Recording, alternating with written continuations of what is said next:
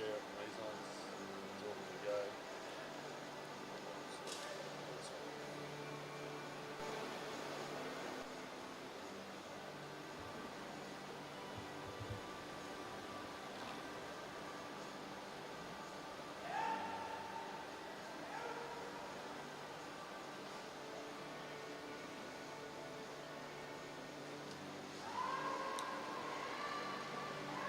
Winding up well as the bell rings for her.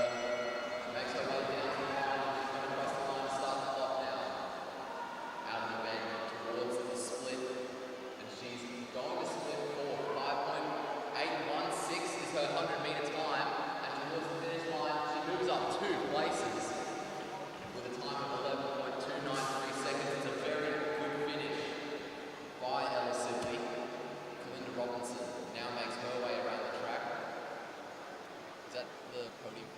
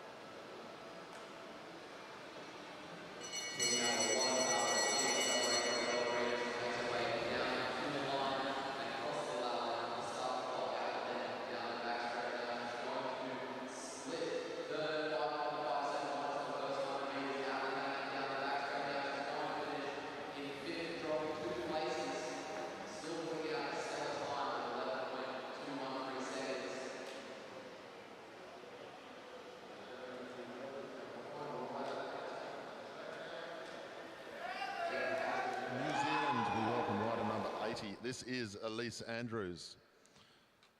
Fastest time so far, Brianna Hargrave, the South Australian, 10.808. The national champion, Christina Clonan, 10.853. Let's see what the very well-credentialed New Zealander can do here, Elise Andrews. New Zealand team kit always looks immaculate out on the Velodrome. Andrews building up the pace as she heads down the back straight this time. Can she get inside the time of Brie Hargrave? Andrews into the home straight. You'd think it would be a home ground advantage the way the crowd is shouting for the New Zealand team here this morning at Meares Velodrome. Andrews through the first 100. We'll see how she goes. Fastest split so far for Andrews. Into the home straight. She's going to stop the clock. 10.737. Fastest time of the day. New Zealand, top of the leaderboard.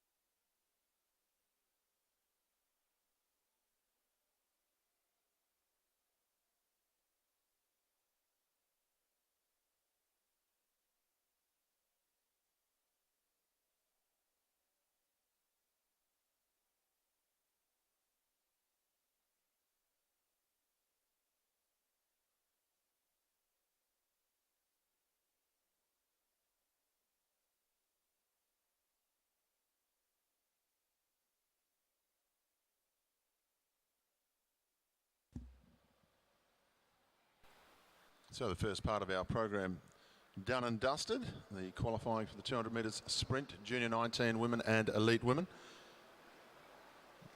Change of pace very shortly. The next event that come out onto the track will be our individual pursuit qualifying for our junior 19 women.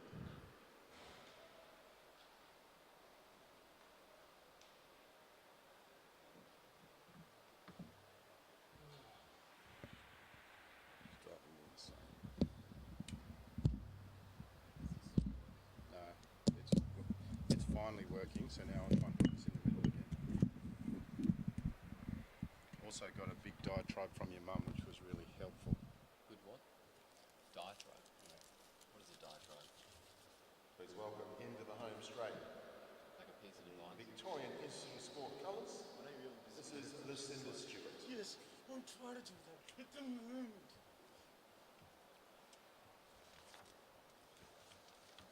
Not paper for Lucinda.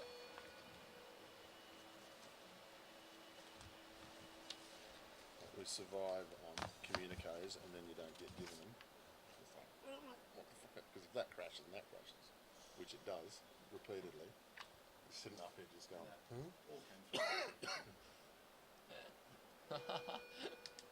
Did you hear that?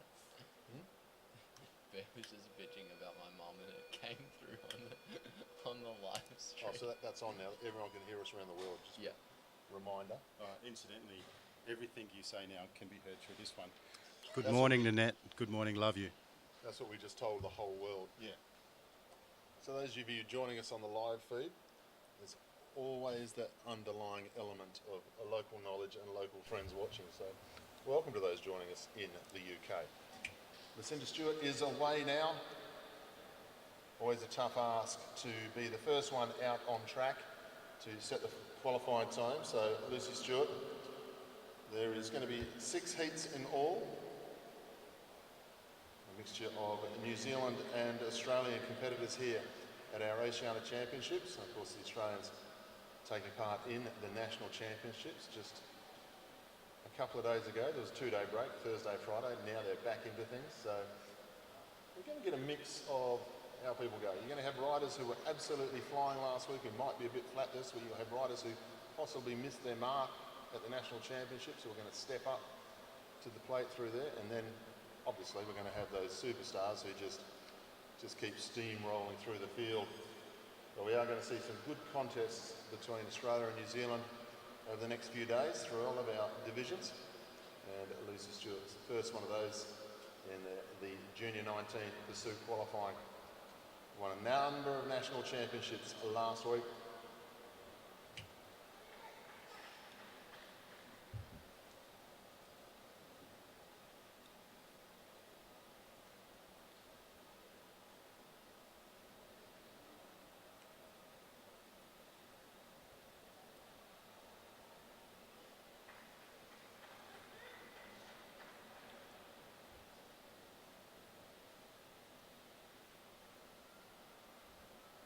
You can see with every lap the schedule is taking more and more steps. I think so.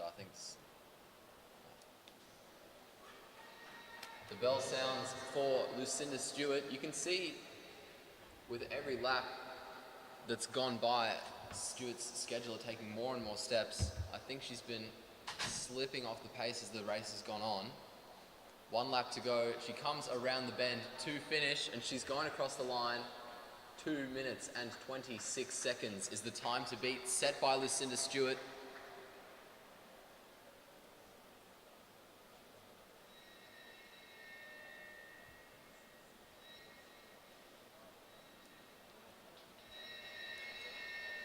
The next riders to take the track are Amelia Mulhern and Kiara Kelly. Mulhern from Australia, Kelly from New Zealand.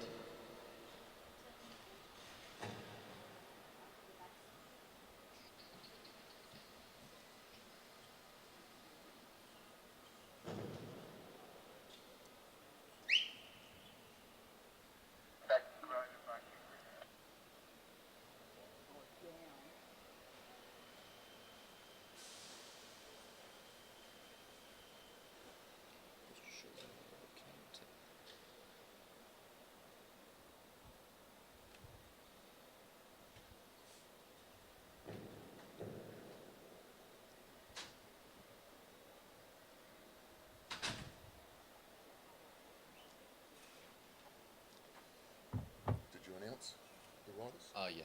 Cool.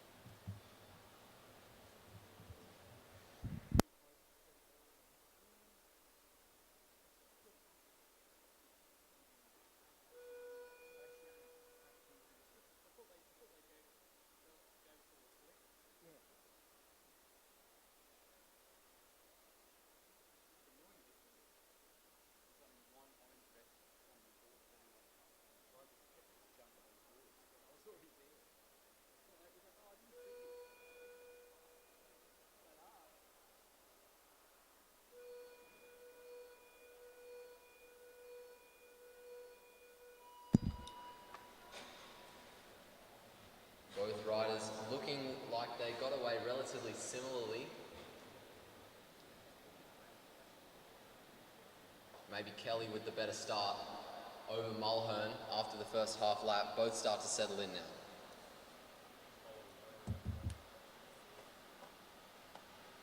So Lucy Stewart, the first time of the day, 2:26.743. So that's the time that all the coaches will be looking at. They'll know what their riders they can do, and they'll also know how well Lucy goes.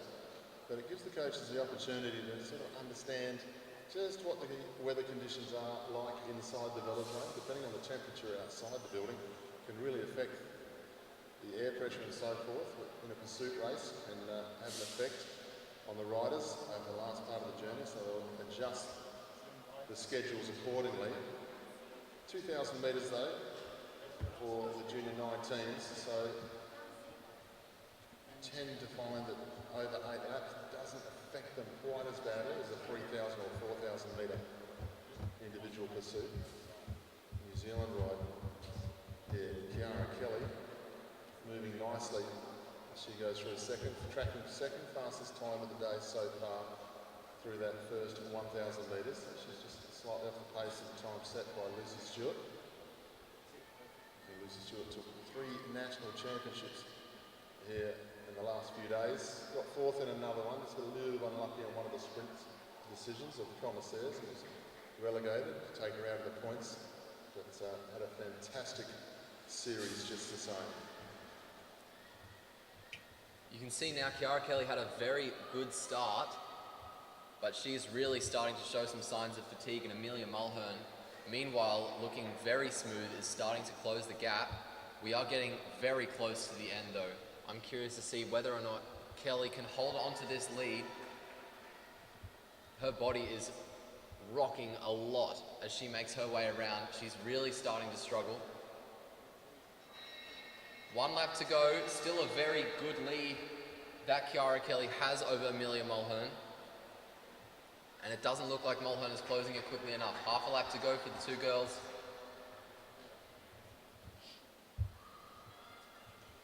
Kelly fighting through gritted teeth as she makes her way down the finishing straight and crosses the line in 2nd.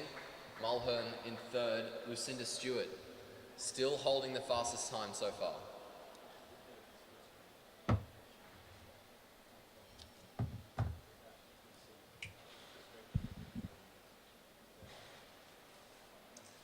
So ladies and gentlemen, we wait for heat number 3 to come out onto the track now.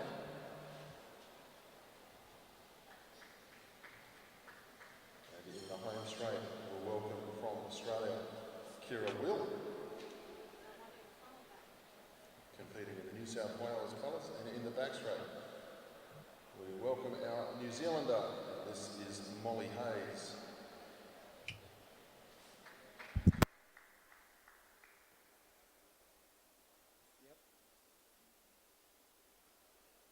Oh, okay, all right.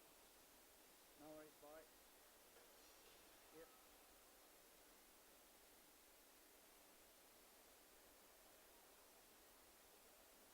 Yep.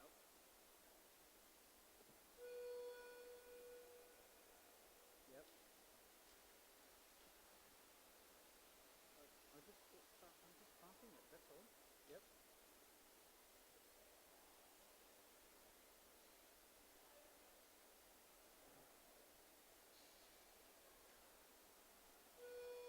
Okay. Okay.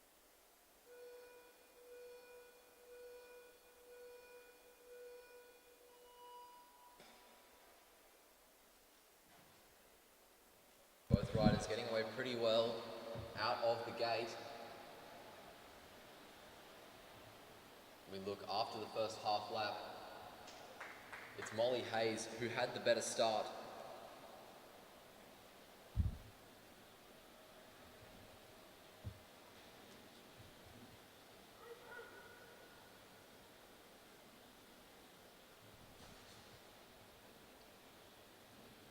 A lap and a half in, that gap is pretty close at the moment.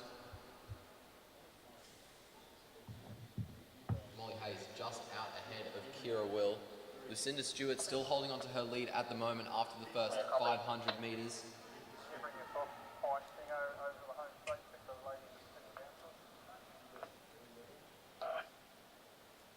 Come up this time with 5 laps to go. Not too much between these two, but Molly Hayes just has the edge at the moment, the New Zealander, as she comes through at this time. Look at this part of about 10 metres. They'll go back to their start-finish points now. I'll get an idea of how they're travelling. Still tracking a little bit slower than the ride of Lucy Stewart. 3rd and 4th out on track now. So still just in behind the rider of Kiara Kelly as well.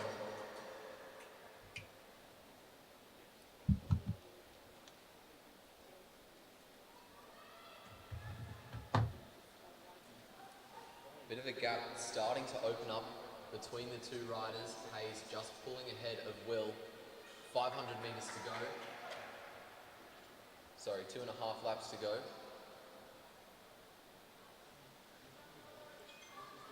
Two to go now. Kira Will being urged faster. No change in position in the overall times at the moment between either rider. Molly Hayes still in 3rd and Kira Will still in 4th.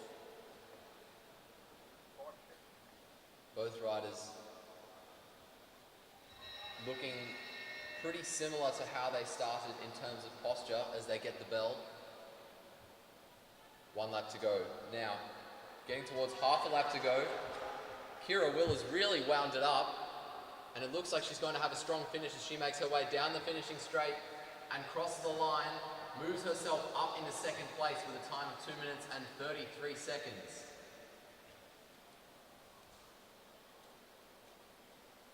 Good effort from Kira.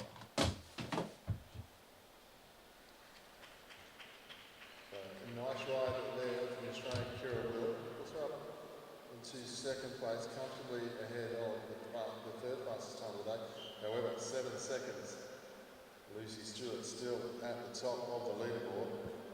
Very nicely indeed.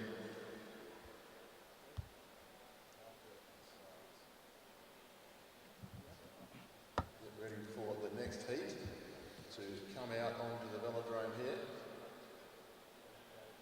And we welcome in the home straight from Australia. This is Alana Reba, and in the back straight from New Zealand, this is Georgia Simpson. 2:26.743 is the time that they need to get inside of if they want to have a chance to ride for the gold or silver medal here later today. Not really, no. Okay. Right.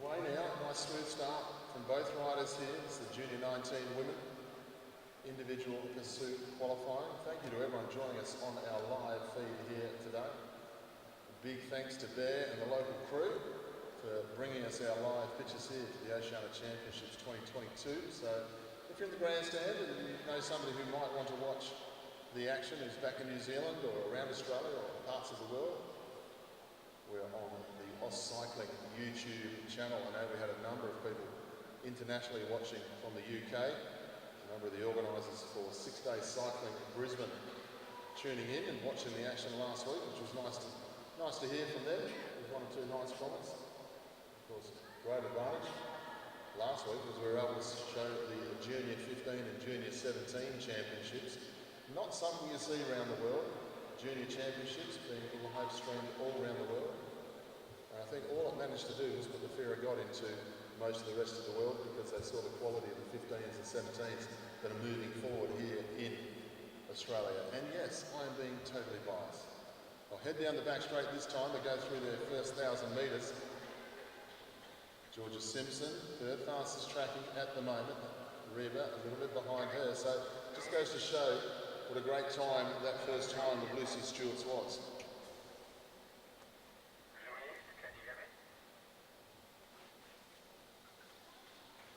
Georgia Simpson did indeed have a very good start, but it looks like it's starting to come back on her. She's starting to slip back. Her head is starting to hang as she makes her way around the bend into her respective straight. Alana Reba is really closing that gap very quickly. And she splits ahead of Simpson for the first time in this qualifier. 1.5 laps to go, and Georgia Simpson is really starting to feel it. Her teeth are gritted and her head is hanging as she makes her way through to get 1 to go. Alana Reba, on the other hand, is looking much more comfortable. Moves herself up into second place. Half a lap to go now. Half a lap to go for Simpson as well. And for Simpson, it just looks like damage limitation.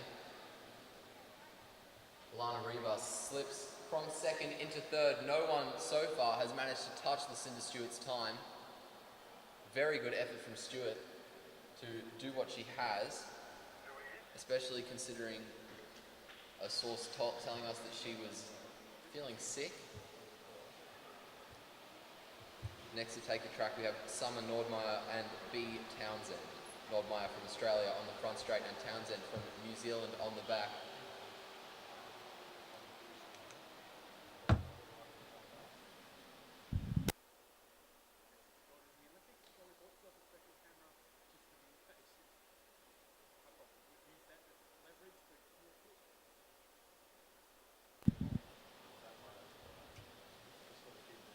So ladies and gentlemen, we now welcome our next heat out onto the track. In the back straight from New Zealand, we welcome B. Townsend. Home straight, representing Australia, we welcome Summer Nordmeyer. Very, very short leash. I mean, seriously, I was in pain. I went to the hospital and they were like, it's X, whatever it was, and they said, that's big enough that you might be able to pass it in a week and we can knock it out now. I'm like, take it out now. My wife's away. I've got a 3-year-old at home.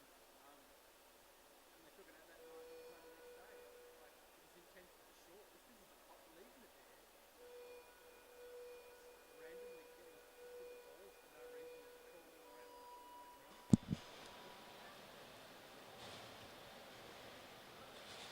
That looked like a very good start for Townsend on the back straight. Not too shabby for Nordmeyer on the front either. After the first half lap, it is B. Townsend who gets away faster. After the first lap, that gap is pretty small. Townsend just ahead by not even, just over 0.2 of a second.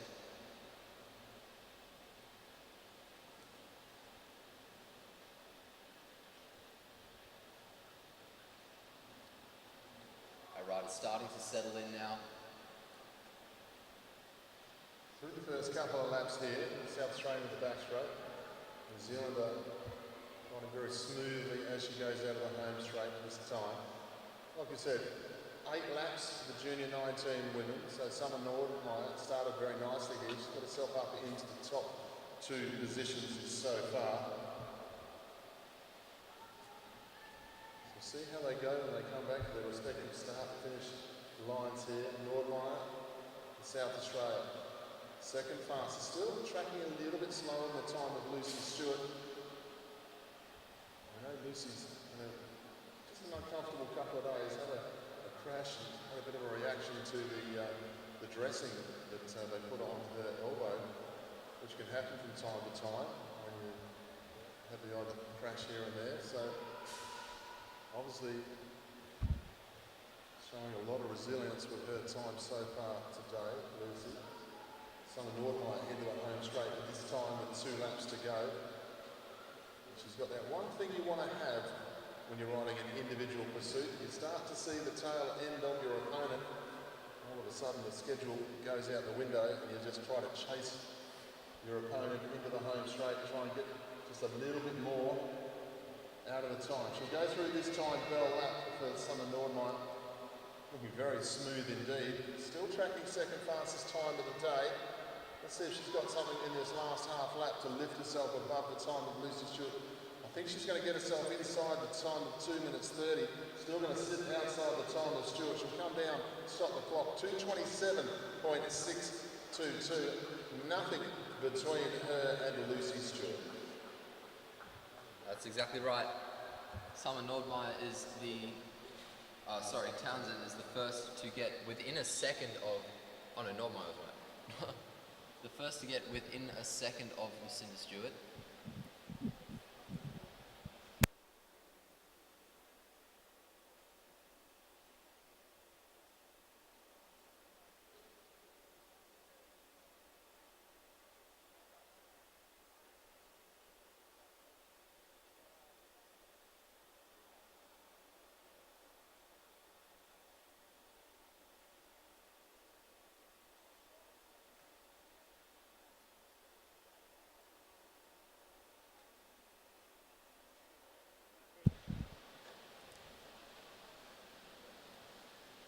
Ladies and gentlemen, taking the track now. In the front straight we have Sophie Ma and in the back Sarah Daly. Both riders representing Australia. Both riders made it through to the finals at Track Nationals. Ma in the gold, winning gold in the gold medal final, and Daly coming in fourth.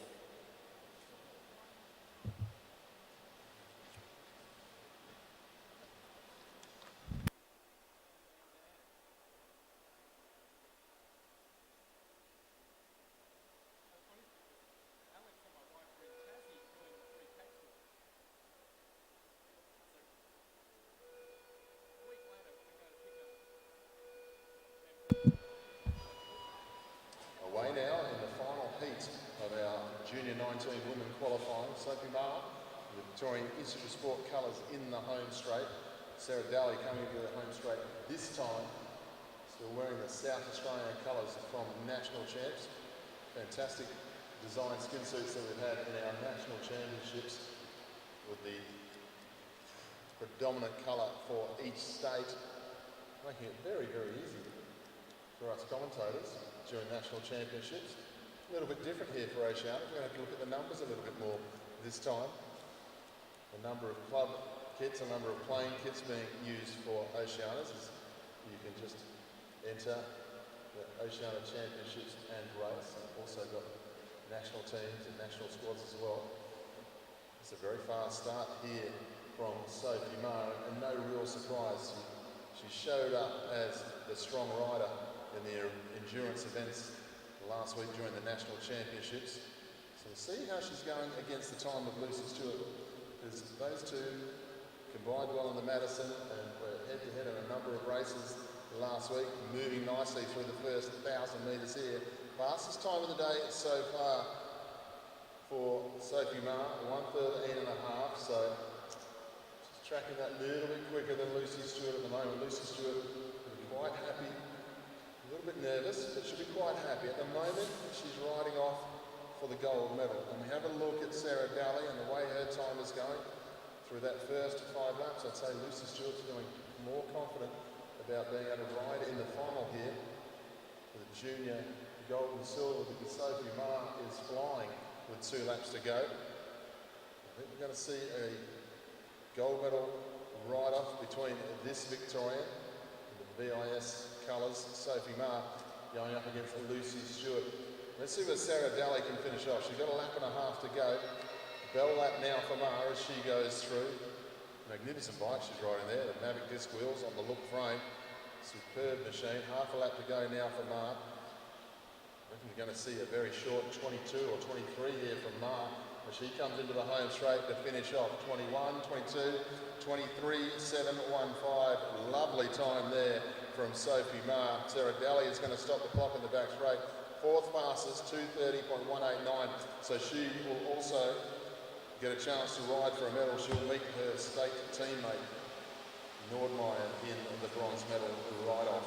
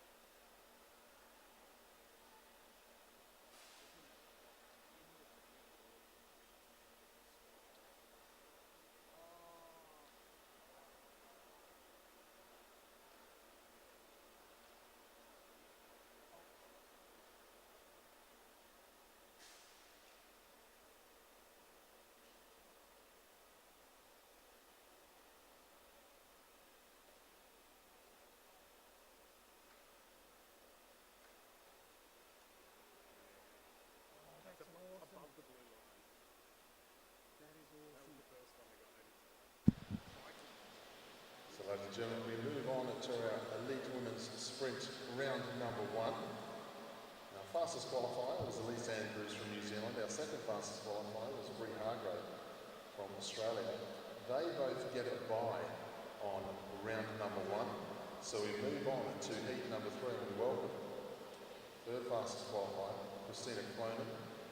Her opponent is Indiana Lysart in the West Australian colours. So, national champion Clonan in the blue. Nothing between them at the top of the leaderboard in qualifying. So we're going to see some superb sprint rounds. We also saw Clonan and Hargrave competing here during the national championships the last few days. And Clonan showed to have the edge during the national championships. All-comers record in the flying 200, superb 500 metre time, 32.95. She was absolutely delighted with that. Clonan sitting high on the track. The bell rings, Lysart starting to wind it up. But here comes Christina Clonan down to the bottom of the track. Down the back straight we go now, and Clonan just has way too much speed over the top of Lysart almost effortlessly. Down the front straight we go. Christina Clonan eases across the line with a very convincing win over Indiana Lysart.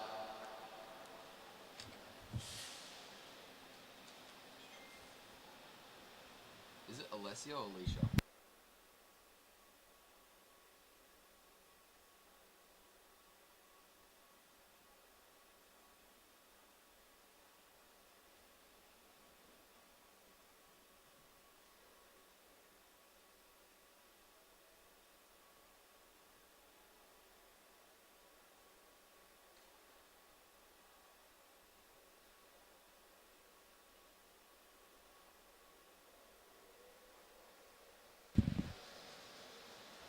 So ladies and gentlemen, we now move on to heat number 4, round number 1. Winners to the quarterfinals. So Clonan's going to be comfortable now. Get herself up into the quarterfinals. Move on to our next race. This will be from New Zealand, Olivia King and her opponent Molly McGill.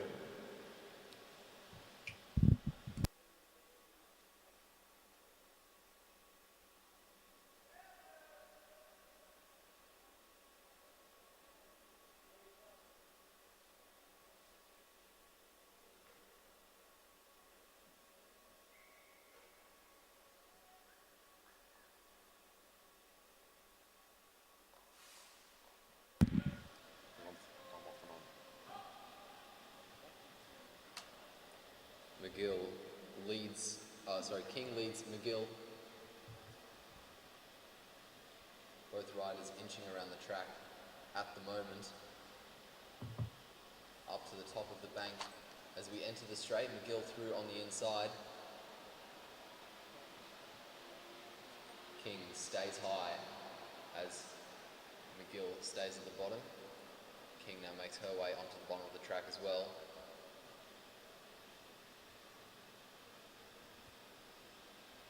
McGill leads, but is sure not to take her eye off her rival.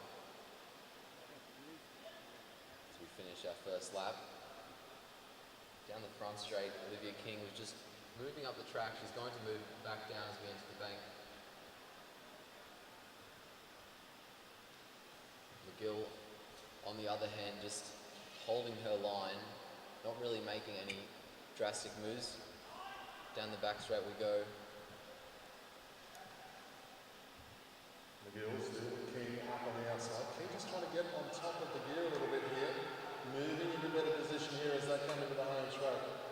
McGill a little bit too low. Getting caught a little bit back foot of it first. Olivia King not taking full advantage of the height there down the home straight. Taking the attitude she's got this one in hand. Still up around the outside. Going to have to do it the hard way because McGill now has got the gear going up in the home straight though. King will do enough. She was confident she had the pace and she showed that confidence in the end. Molly McGill given a couple of opportunities there in the last lap. Oh, it's probably, yeah, pretty bad. But at least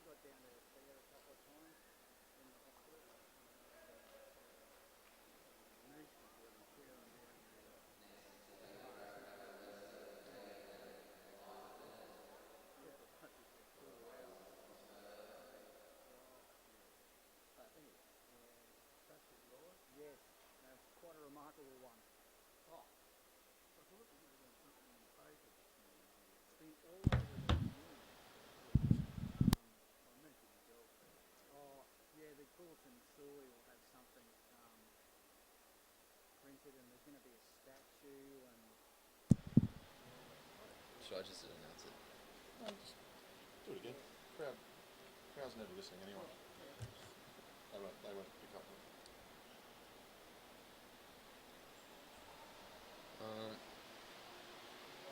Eliza Bennett is going to lead Alessia McCaig. The whistle goes, and that is exactly what happens. McCaig makes her way onto the wheel of Bennett.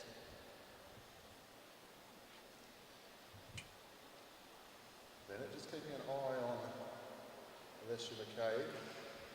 These two riders know each other very well. Great to see, as I said before, Eliza Bennett back on the bike. Only been back on a couple of months in the sprinting. I think she moved a little bit nice. Well, she's definitely moving a little bit nicer here today than she was just a few days ago. So she's going to get better with every single ride, but she's up against a very tough opponent here in Alessia McCaig. Rode very nicely during the National Championship. They head down the back straight and build up pace. Big wind up. And it looks like McCaig is building up speed. The bell rings. Eliza Bennett holding her there. And now Bennett makes her way to the bottom of the track. McCaig is going to respond. Down the back straight, half a lap to go. And now McCaig is starting to close the gap over the top of Bennett. She goes down the front straight. They're side by side, but it's Alessia McCaig who comes out ahead.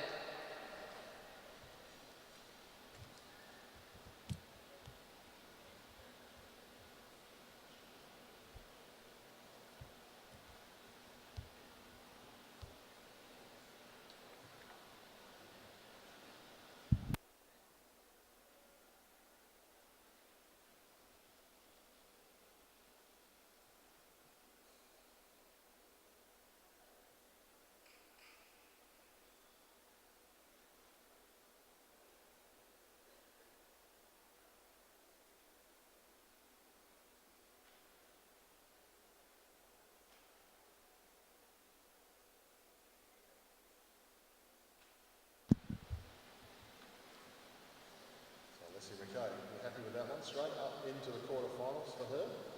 Like I said, great to see Eliza back on the track. We'll see her again in Keirin's, possibly the time trial as well. We welcome our next heat out onto the line now. This will be a good one.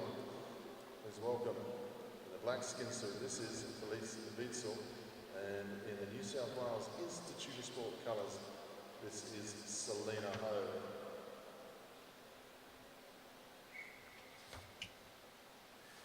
Whistle goes to start the sprint, and Weitzel leads Ho off the line.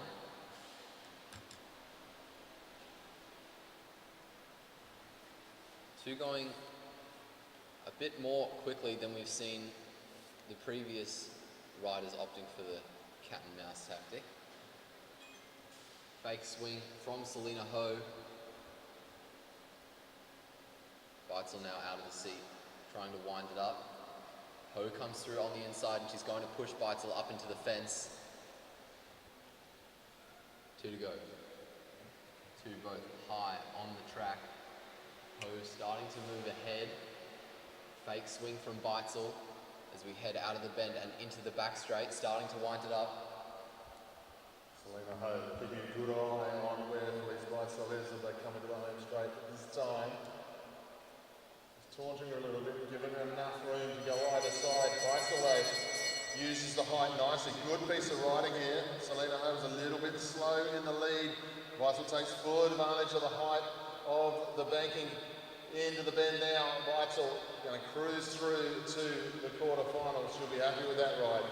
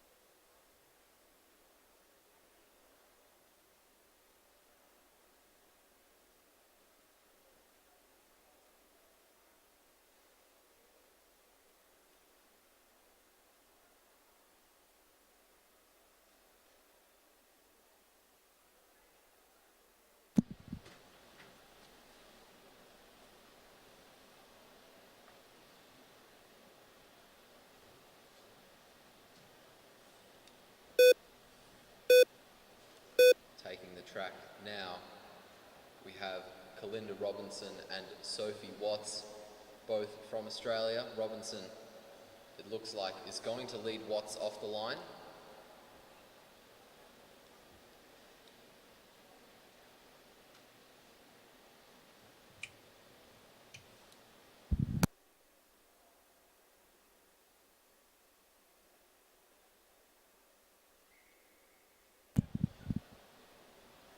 So Robinson leads away this time over Sophie Watts. So had a good national championships. Robinson was moving very nicely. Sophie Watts coming from the new fast track program with sprinting in Australia. So it's a new initiative being rolled out, trying to find one or two riders around the nation who've been elite athletes in other sports and possibly lost their way in another sport, or maybe got an injury that prevents them from running or jumping possibly, or that type of thing. But cycling doesn't tend to hurt them in that way, so that's where we've got Sophie Watts from. She's already a state champion and she improves every time she gets on the track. She's got a big ask here against Kalinda Robinson. Sophie Watts sitting very high on the track. Robinson now moving up to respond, but Watts still has very much a height advantage. The bell rings to start to wind it up. Robinson starts to move up to hold Watts high, and it looks like Sophie Watts was going to try to make a move, but she was blocked by Kalinda Robinson. Very good tactical move there, and Robinson now holding on. Watts has to slot herself in behind, and Kalinda Robinson will cross the line in first. Brilliant move, brilliant race by Kalinda Robinson. 12.01 the 200. Kalinda Robinson once again showing just how smooth she is on the track. And I tell you what, give Sophie Watts another 6 to 12 months of track craft. She is showing that she is very, very capable through that last 200 metres.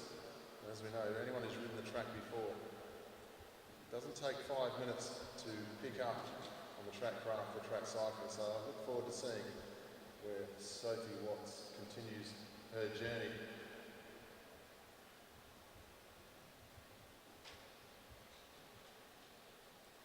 We welcome out onto the track now our final heat. This is the 8th qualifier versus the 9th qualifier, so expect to see a nice tight piece of racing here. In the Queensland colours, please welcome Jackie Mengler-Moore, and in the South Australian Sports Institute colours, please welcome Ella Sibley. Mengler-Moore is on the inside of Sibley. She's going to lead her off the line, and the whistle goes to start. I say that, and Sibley comes over the top. She's going to take the lead. Might be a good move from Ella Sibley. Jackie Mengler-Moore has an incredible start.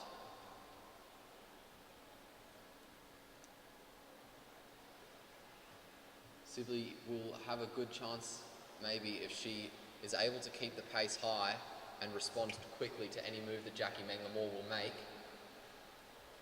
2 laps to go. Mengler-Moore out of the seat to bring up the speed. Sibley defending well so far down the back straight. 1.5 laps to go now. Sibley keeping it high. Mengler-Moore looking for a way around. Tried the inside. Sibley equal to the task though. Keeping a good eye here on the Queenslander. Sibley from the front spot, remembering there's virtually nothing between these two in qualifying. Mengler-Moore a little bit too close to the back wheel to be able to get the slingshot effect happening into the last. Sibley hanging on at the home straight. Mengler-Moore coming out of those. They go to the line. Sibley will hang on and find her way through to the quarterfinals. Very good work. Absolutely outstanding defence by Ella Sibley. Jackie Mengler-Moore had a lot of pace, but Sibley just blocked her, held onto her position the whole way around.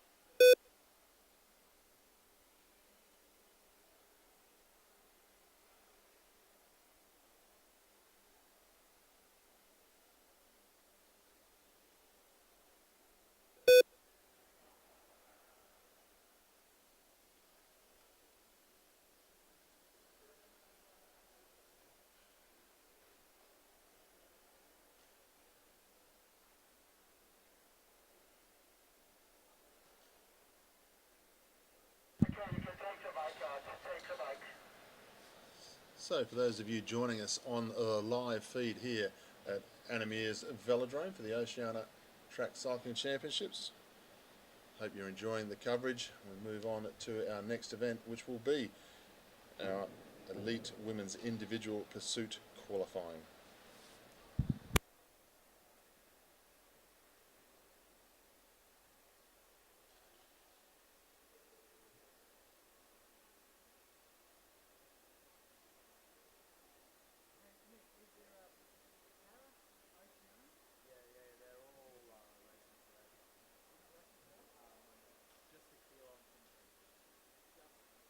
Just for me anyway. They've got the Omnium is on, so I think there's a scratch race today. Ladies and gentlemen, we move on to the Elite Women's Individual Pursuit Qualifying. Please welcome in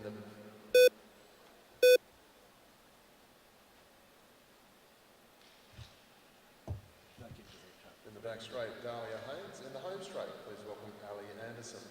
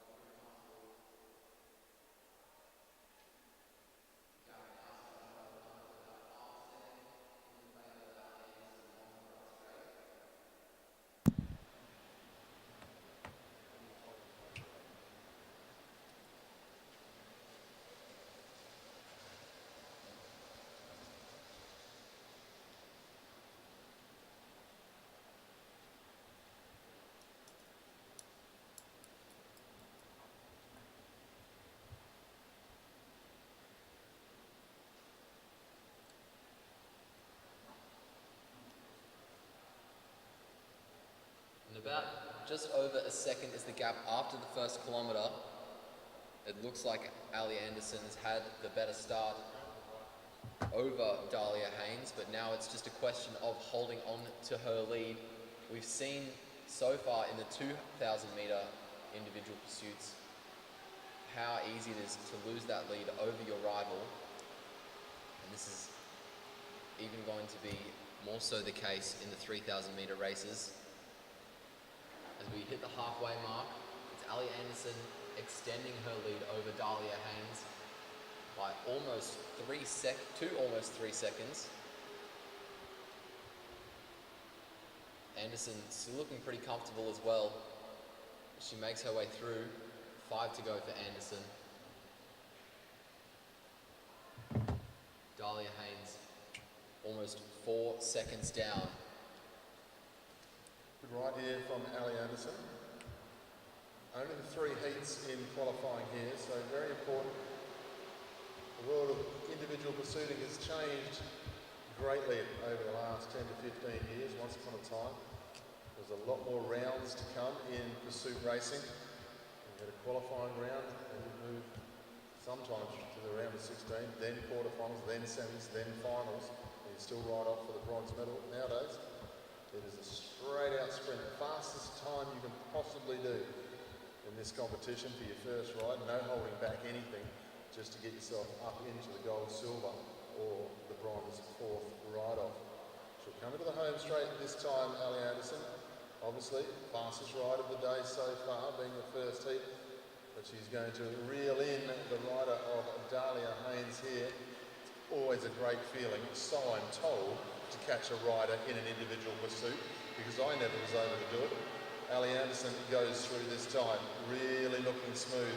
Big opportunity here for her to try and get herself up into the top 4 as she heads down the back straight. Haynes now gets the bell.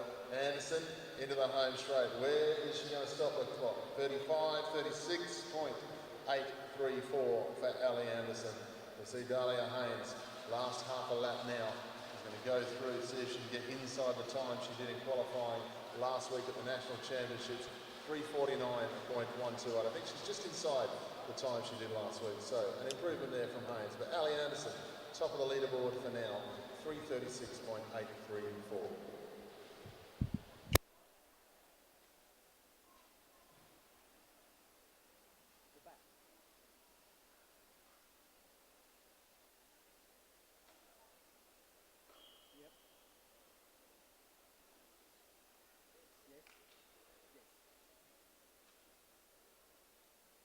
Oh, okay.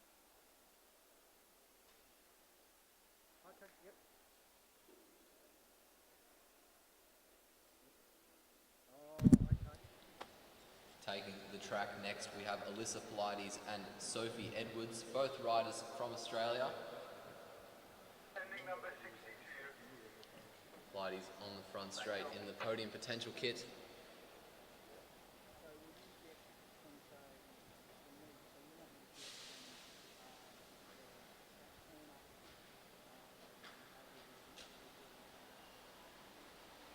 corner Ben, can you come down here with the tool?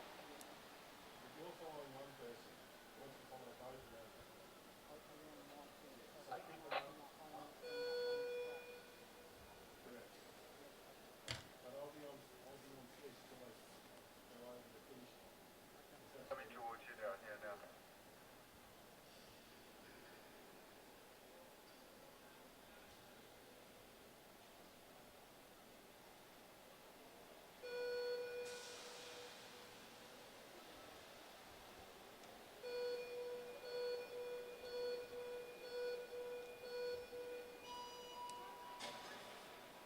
Or on the back straight, that looked like Sophie Edwards just getting caught by the gate. We'll see how that affects her start. After the first half lap, it is Alyssa Pilates who got away better.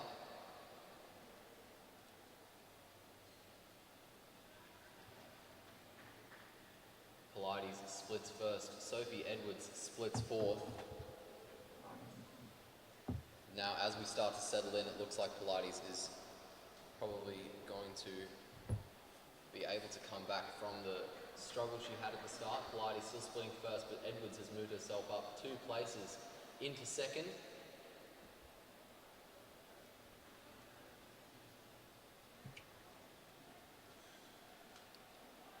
Good contest between these two as they go around. You can see both of the podium potential colours here. Of course, we get to see them race in their state team clothing last week. Edwards, the South Australian, Pilates from Victoria, come through to the first kilometre. Pilates 1:12.6, 13:50 for Sophie Edwards here.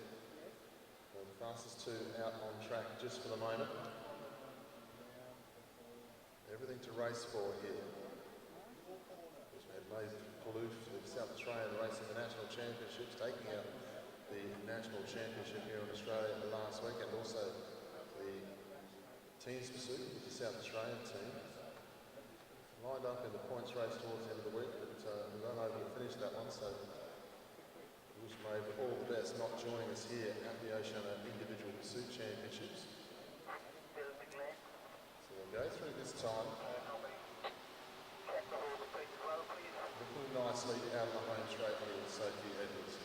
Very nice position on the bike. And have a look at Pilates here. Pilates looking very, very smooth. And of course, a very big door been opened in the track endurance team here on the Australian cycling team, with a number of retirements and a number of riders going to the road, which is always the way. They go through 2,000 metres, 221, 222, passes to so far. There's a number of riders, Annette Edmondson, Amy Cure, Ashan Kurinov, are superstars of women's track endurance racing, all retired from the sport now. As far as the racing side of things goes anyway, we're seeing a number of them drifting back in straight away to coaching, and then see the likes of Alex Manley and Georgia Baker taking part with the road racing in Europe. So we might see them back in the team's pursuit set up for the Australian team. But we need to put 2 or 3 riders with them, and that's what these guys, this is what these girls are doing, trying to get themselves up into that top 4 for the Australian cycling team. They go through now with a lap and a half to go. Edwards has lifted over this last part of the journey and finds herself in the front. She goes through 3:13.4 to 3:14.3. Pilates will fight back in the last lap. You can guarantee that. But Edwards really moving nicely. Opportunity here to be in the final of an Oceania championship. She'll hit the back straight this time. Fastest time so far, 3:30.716. Pilates 3:32.14. Absolutely outstanding effort. Sophie Edwards, towards the middle, was continuing to lose pace. The gap opened up to almost a second in the favour of Alyssa Pilates. And then in about the last kilometre, Edwards just brought it back with such ease. Edwards looked absolutely incredible towards the end. The next riders to take the track, Bryony Botha from New Zealand on the front straight, and on the back, Amber Pate from Australia.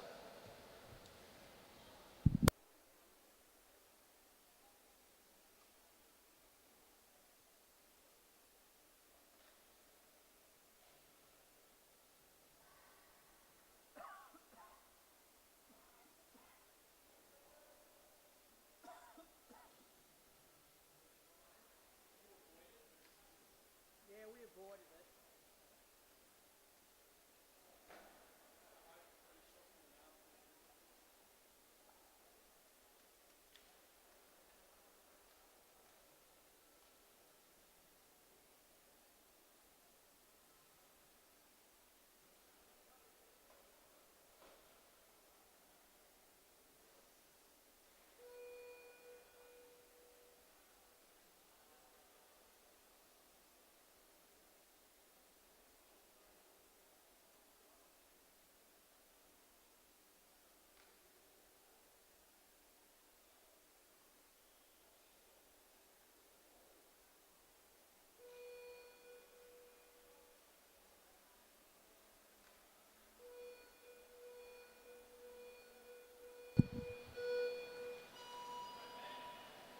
Away now in the final heat of qualifying for our elite women's individual pursuit. Bryony Botha from New Zealand heading down the back straight. Amber Pate, South Australian, holding potential team kit from Australia, getting herself underway. They've got a time of 3:30.716 to put them at the top of the leaderboard. Got to get inside 3:32 if they want to ride for a gold medal at the moment. Ali Anderson sits an opportunity just for now to ride for the bronze medal. Then Dahlia Haynes 3:49. But this being the penultimate, this being the final heat, not the penultimate, this being the final heat, I get the impression that this might be rather quick. Botha into the home straight, the New Zealander. Black advantage time trial by very, very sharp indeed. Moving nicely. Nice position on the bike as well. Head tucked in underneath the shoulders. Very aerodynamic indeed.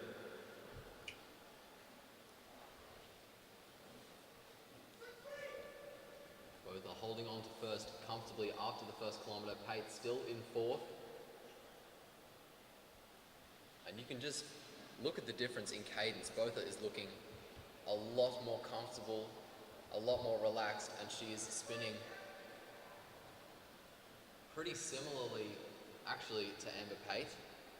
Pate just rocking her body a lot more as she makes her way around. We're halfway through, or coming around to be halfway through. 6 laps to go for Botha.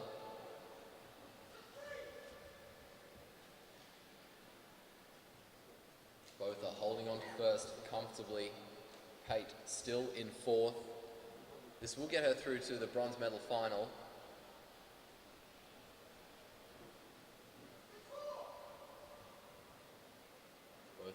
Still looking comfortable, looking very fast as she starts her last kilometre.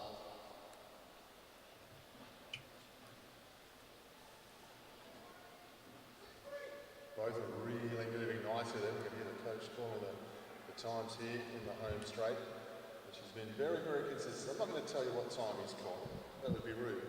But she's very consistent each lap as she goes through.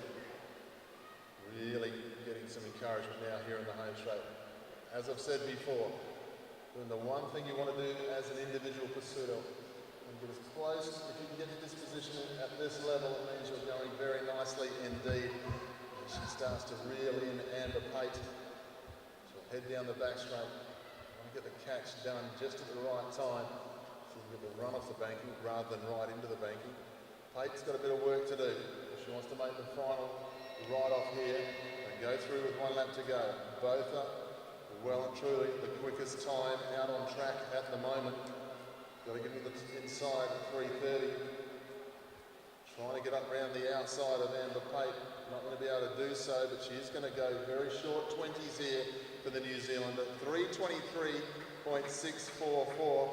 Can Amber Pate get herself inside? A nice time here to ride for a plate medal. She is going to ride for a medal. 3:32.612 for Amber Pate, getting herself inside the time of Ali Anderson. So she will come out and ride the ladies for the bronze medal. And there is nothing but a click of the fingers between those two. But Brioni both are from New Zealand. 7 seconds quicker than the rest in qualifying.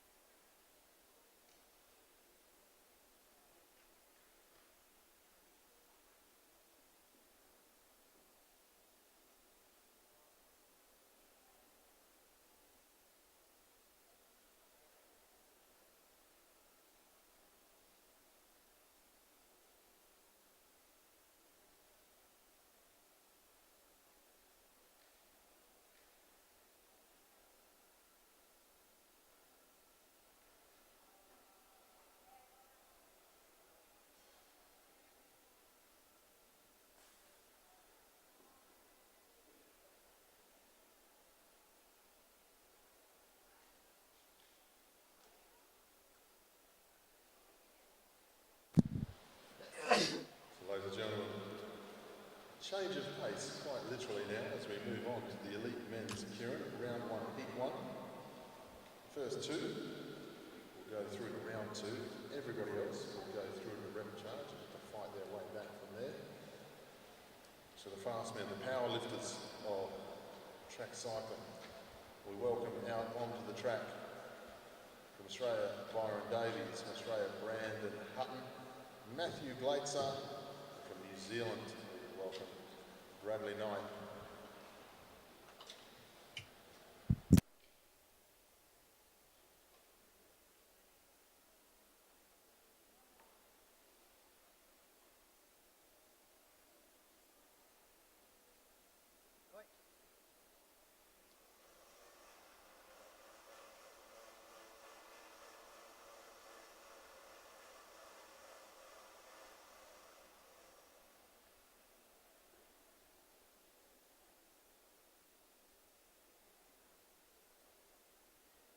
Bryson.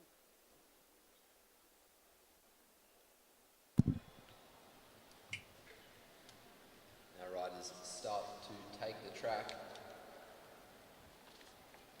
At the top of the track we have Bradley Knight. On the inside of him, Byron Davies, followed by Brandon Hutton, and then Matt Glaitzer at the bottom of the track. Glazer will lead us off for the first lap, at least behind the Derny. As Derny Dave starts to make his way around.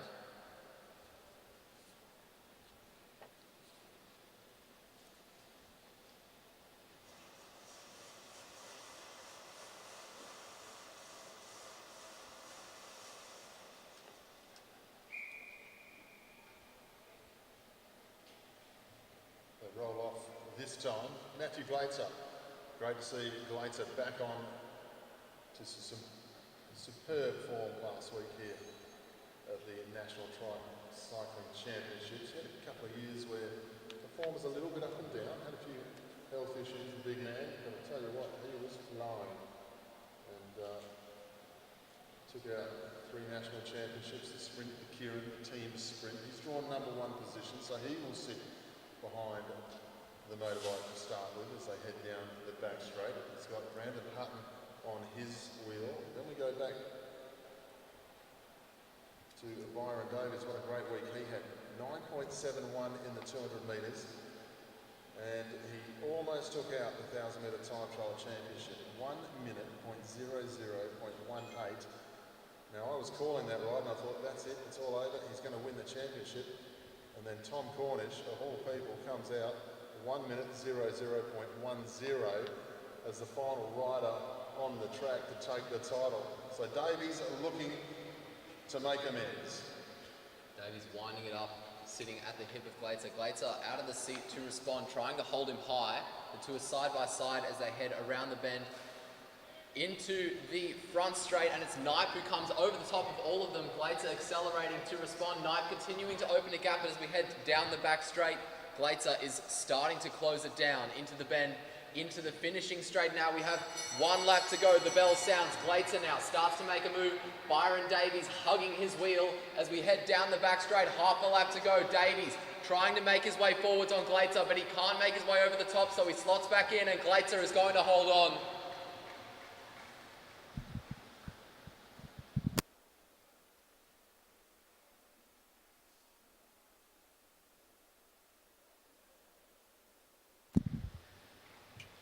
So Matthew Glazer and Byron Davies put themselves straight through to round number 2. And Knight and Hutton will have to try and come back through the repercharge.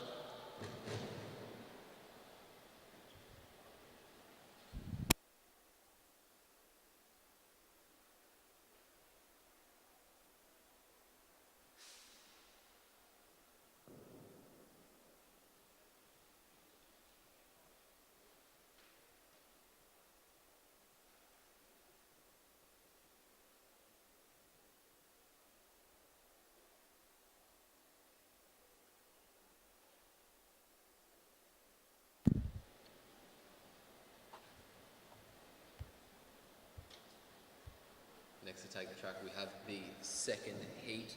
David Watling, Duncan Allen, Daniel Barber and Matthew Richardson, all from Australia, coming to take the track.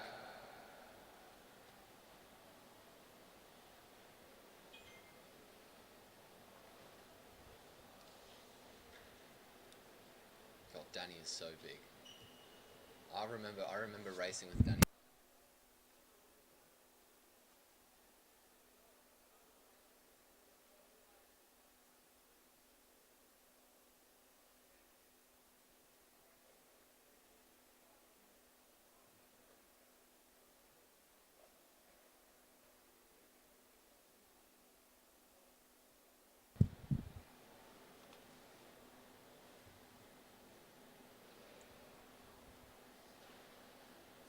That probably could have gone on there. I mean, it's just a comment on the racing.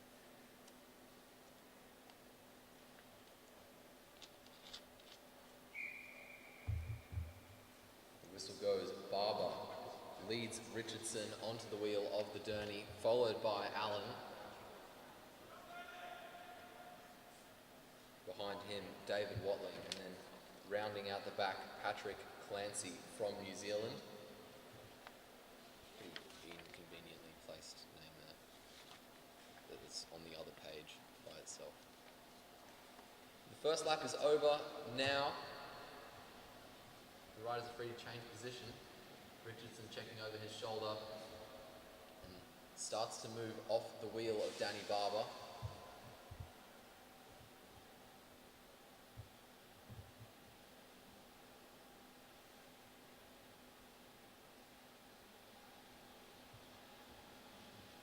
One more lap behind the Derny. No change in position as of yet. Matthew Richardson in second wheel, still checking over his shoulder, making sure that he is able to respond to any move as quickly as possible, and that move looks like it's going to come from Patrick Clancy. Motorbike gets out the way this time. Clancy doesn't want to get held up by everybody else. He's quite happy to go to the front 2.5 to go. Try and get himself in a nice position. Have a look at the speed of Richardson up around the outside. Doesn't move the upper body at all when he moves. Comes from a gymnastics background as a young man. That's why he's so strong. Barber, though, equal to the task as he moves up around the outside of Richardson this time. They'll come into the home straight with 1 lap to go. Looking for the first two to go through to round 2. Everyone else is going to have to fight their way through the repercharge. Barber underway. Have a look at Richardson in the saddle. No upper body movement whatsoever. Into the home straight, cruising Richardson. They get up to the line. I think Barber might have hung on for second place. We'll have to go to the official judge's call. Clancy might have just missed out. Might find his way through, have to go back through the repercharge. Very close between he and Barber. But Matt Richardson, the legs are good today as he goes through to the next round. So, you know how I was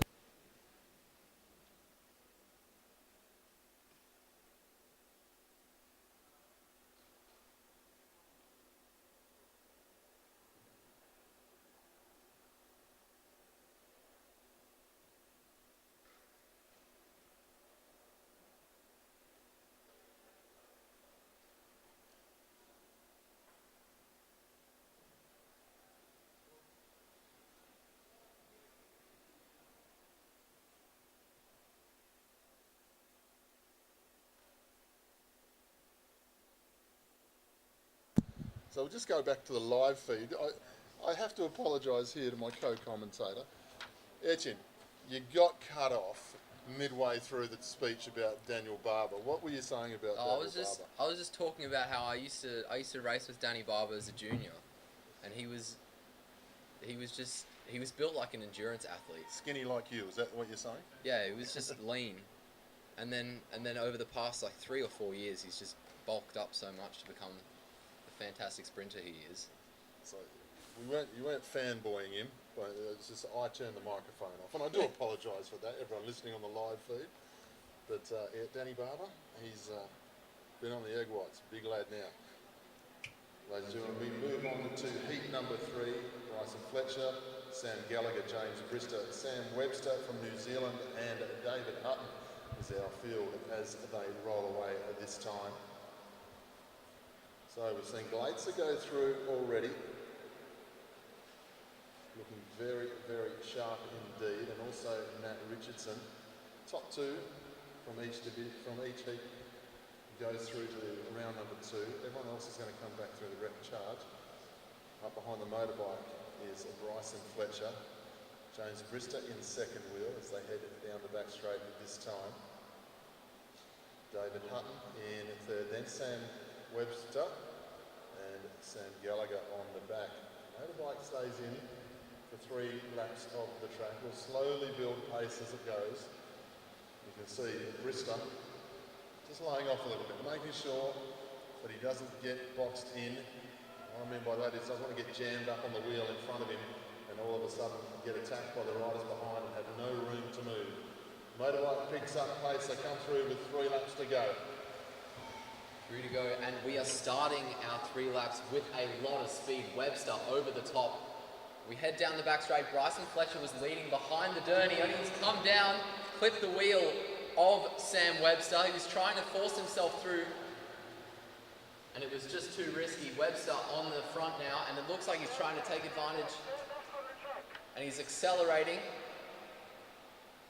That looks like Sam Gallagher behind him, trying to close the gap as the bell rings. 1 lap to go. James Brister, on the wheel of, trying to get onto the wheel of Sam Webster. Webster still holding onto his lead. Here comes Brister. Over the top, down the front straight. Who, do you think he got it? Brister coming over the top to get the win over Sam Webster. Nice cruisy ride up around the outside there, Brister. Very nice performance. Really smooth up around the outside. Webster, very accomplished New Zealand rider, comfortably through. I only had to qualify in the top two, so the handbrake went on a little bit up the home straight there for Webster. Unfortunate crash of Bryson Fletcher. Got himself up into second wheel. As Etienne said, just sort of tried to push through the gap. There wasn't enough room. Fell over the back wheel of Sam Webster, which was unfortunate. But we move on. We hope to find Bryson on the track. He's up on his feet now. We're going to knock the wind out of him, no doubt about it. So we'll have just a little bit of a delay before we go to the line in our next one.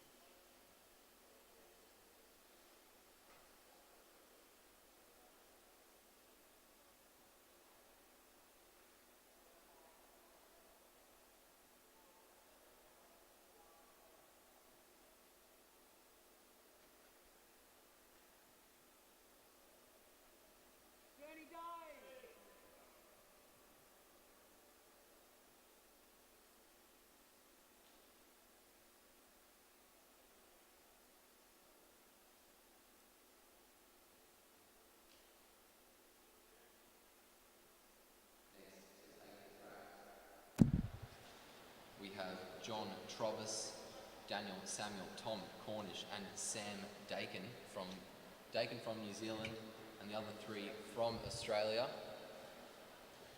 Track just getting attended to by our official after that touchdown by Bryson.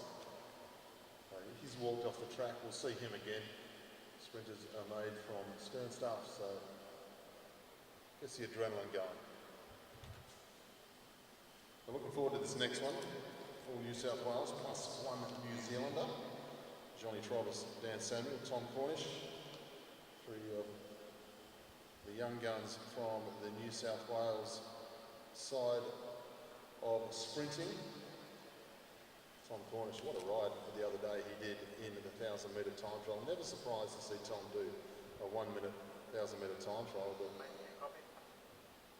honestly thought it's going to be just a little bit too much the way Byron Davies left the track the other day with 1 minute, 0.00.18, but he's done enough to take the national title.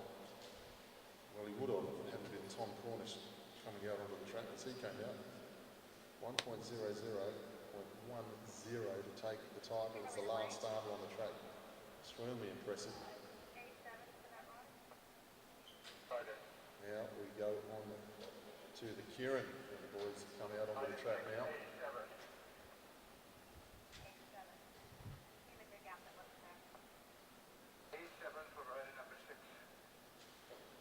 So you'll see here Dan Samuel in the New South Wales light blue colours. Tom Cornish in the Podium Academy colours in white and blue. John Trovis in the New South Wales Institute of Sport colours, and Sam Dakin from New Zealand. Once again, the top two will go through to round two. The rest will try and come back through the repercharge. Already, we've got all the fast, big names into round number two. So we're going to look forward to some fantastic Keirin racing and sprint racing here over the next couple of days. The Oceania Championships. The motorbike is on its way.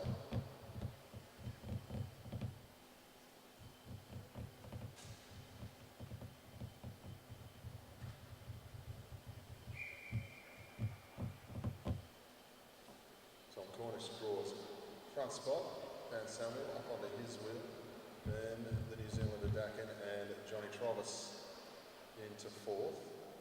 For those of you who might not have seen Keirin racing, joining us on our live feed, to have a look at what this bike racing thing is all about on the Oz Cycling YouTube channel. The riders draw for position, so they'll turn over a card. The commissaires will have 4 cards. They'll turn it over, have a number against it. Whatever that number is, 1, 2, 3 or 4, that is where they will line up on the track. They have to stay in that position for the first lap. After that, you can improve your position, no trouble at all. But one of the big changes in Keirin racing over the last decade or more now has been the fact that you can improve your position. But you, in the old days, you improve your position by trying to muscle out your opponent, leaning on them. Elbows and headbutts were half of the course in this style of racing. Nowadays, there has to be a bike length gap between the back wheel and the front wheel of the area you're trying to drop into. The motorbike builds up pace. Cornish, Samuel, Vakin and Travis as they go through with 3 laps to go. Cornish and Samuel slightly ahead of the rear 2, but that is about to change as Dakin comes over the top of Tom Cornish. Dakin still holding on to his lead, looking pretty comfortable. John Travis now starting to come over the top, the 2 side by side as they head around the bend. Travis now starts to slip back. He tried to kick, but he couldn't hold on. The bell rings. Sam Dakin kicks again and really stretches this group out. The only one managing to hold on so far is Tom Cornish. The top 2 go through to the final, so it doesn't look like Cornish is too fast with coming over the top. And Sam Dakin and Tom Cornish will very comfortably make their way through to the final. Daniel Samuel, it looked like, was trying to get up with the front 2, but he just didn't have the legs to hold on. Good effort from the riders. Michael, I think 105 is withdrawn from the championship.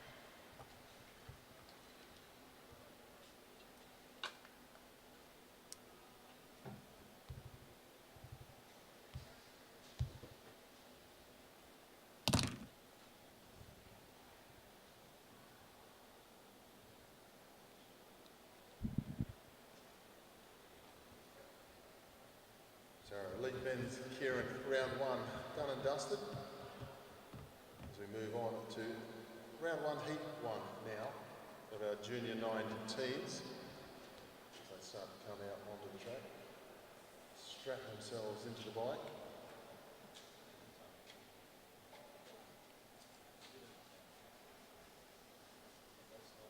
Good to see a number of New Zealand riders have made the trek across the water to compete here at the Oceania Championships. And make for a much deeper field, bigger field than what we saw for our Junior 19 National Sprint Championships. Good quality field. It's a little bit light on for depth, but expect to see some great racing. We welcome our field out onto the track now. Representing Australia, rider number 89 is Matt Liebknecht. Rider number 87, Adam Lees. Rider number 106, Jared Mann from New Zealand. Rider 109 is Matthew Davis from New Zealand. And rider 110 is Ronan Shearing from New Zealand.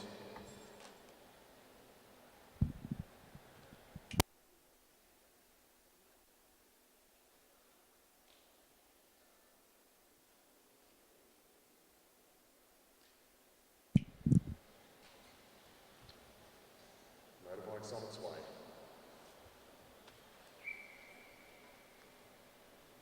And it's Adam Lees who leads the 5 onto the wheel of the Derny.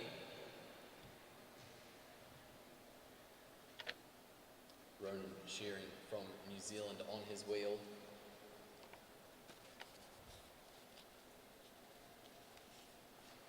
Very fitting that the one called Shearing comes from New Zealand.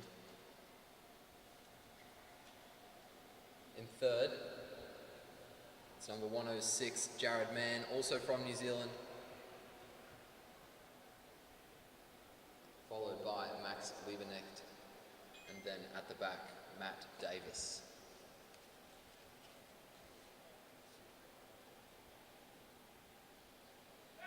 Liebknecht not taking his eye off Davis, 4 to go.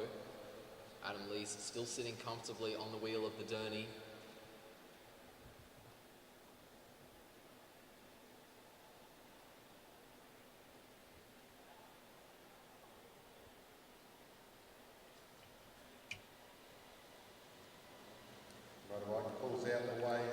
outside, leads the Victorian on the front as they head down the back straight. Then Shearing, right behind him, Jared Mann on the back of the group at Davis. Lieb Knicht, fourth wheel, South Australian, took out a national title in the team sprint last week. Got himself up in the top two for the individual sprint as well. Missed out in the Keirin. See what he can do here in the Oceania Championship. Top two will go through. Bit of work to do for one or two riders, taking quite a relaxed approach here. Two riders come together. That's the end of one of them. Lees leads the way. He's got Shearing on his wheel. Up around the outside comes the South Australian. Liebs Connect as they go to the line.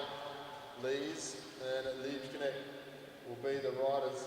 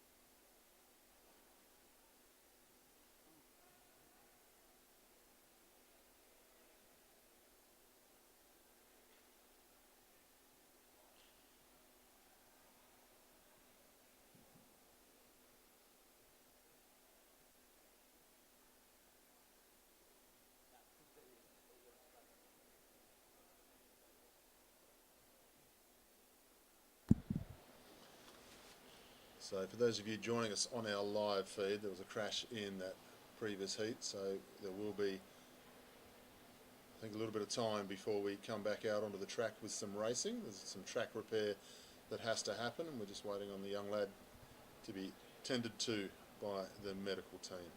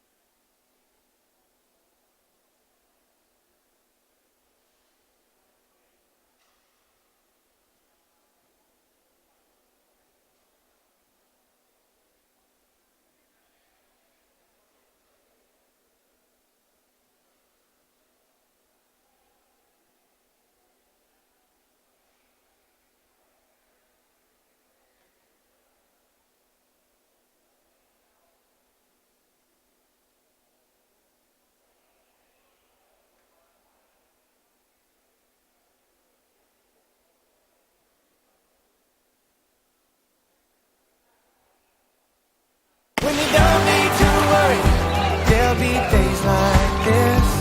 When no one's in a hurry, there will be days like this. When all the parts of the puzzle start to look like they fit. My mama told me there'll be days like this. My mama told me there'll be days like this.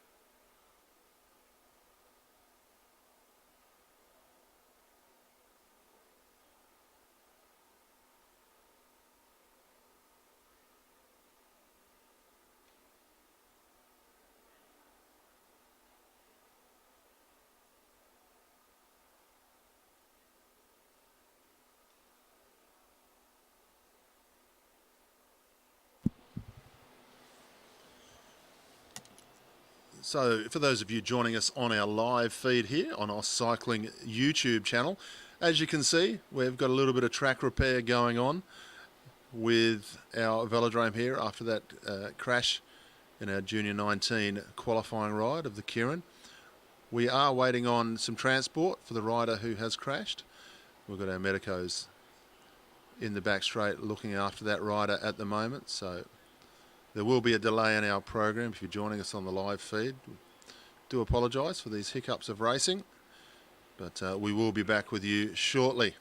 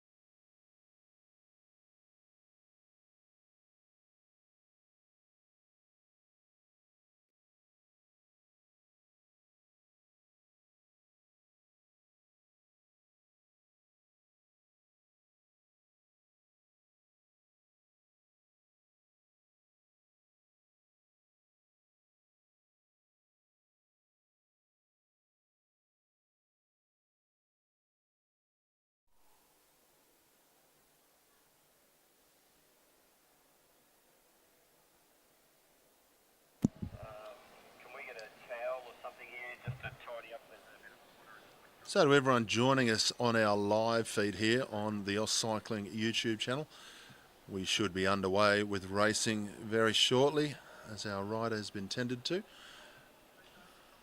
For those who may be watching and know the rider who's crashed, I can tell you that he is going to be transported to hospital, but he is alert, is talking, and he has loved ones with him. So, as we see in racing, sometimes, ladies and gentlemen, the riders do hit the deck hard.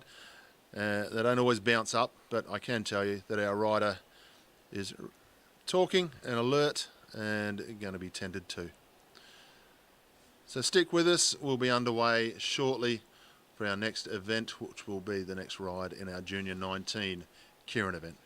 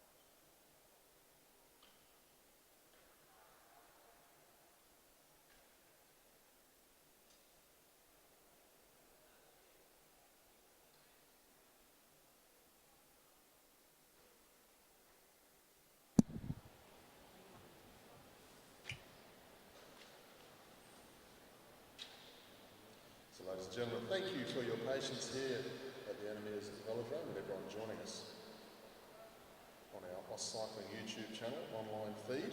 We move on to the next round, round number 1, heat number 2 of our Junior 19 Keirin. So the first 3 go through to the final. The remainder of our field go to the 7 to 11 final. So we're looking for the first 3 in each race. Please welcome onto the track number 94, Jaden Stanton-Keir from Australia. Number 95, Ryan Elliott.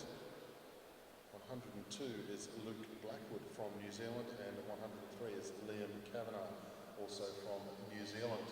Motorbike on its way.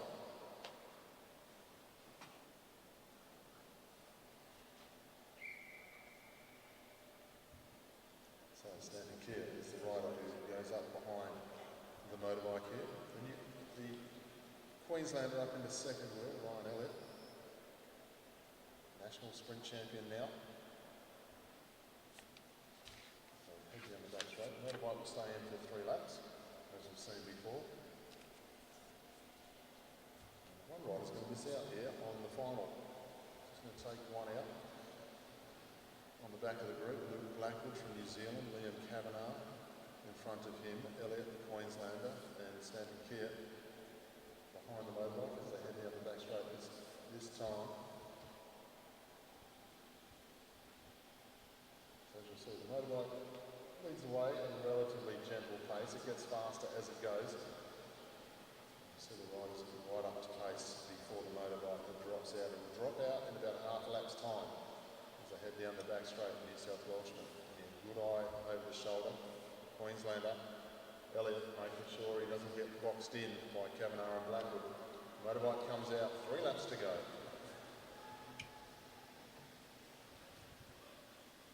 No move as of yet, and here we go. Liam Kavanagh is going to be the first to get us underway. Over the top of everyone else, Kavanagh now leads out of the bend and down the finishing straight. He's on the front, but here comes Ryan Elliott. Elliott sitting at the hip of Liam Kavanagh as we head down the back straight.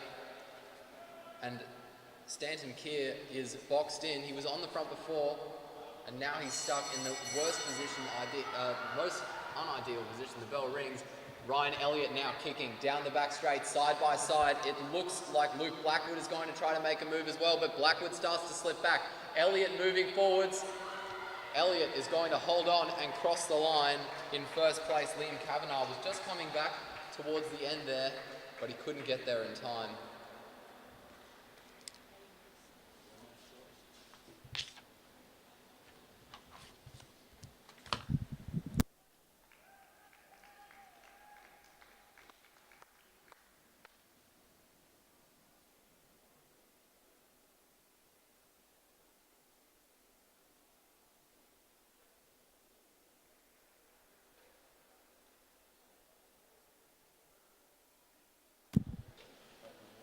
Move on to our next event as our juniors leave the track now.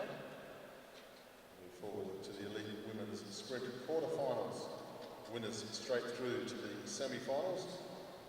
And our first opportunity to see the New Zealander Elise Andrews on the track since qualifying. Having a bye in the first round as the fastest qualifier. Her opponent will be Ella Sibley.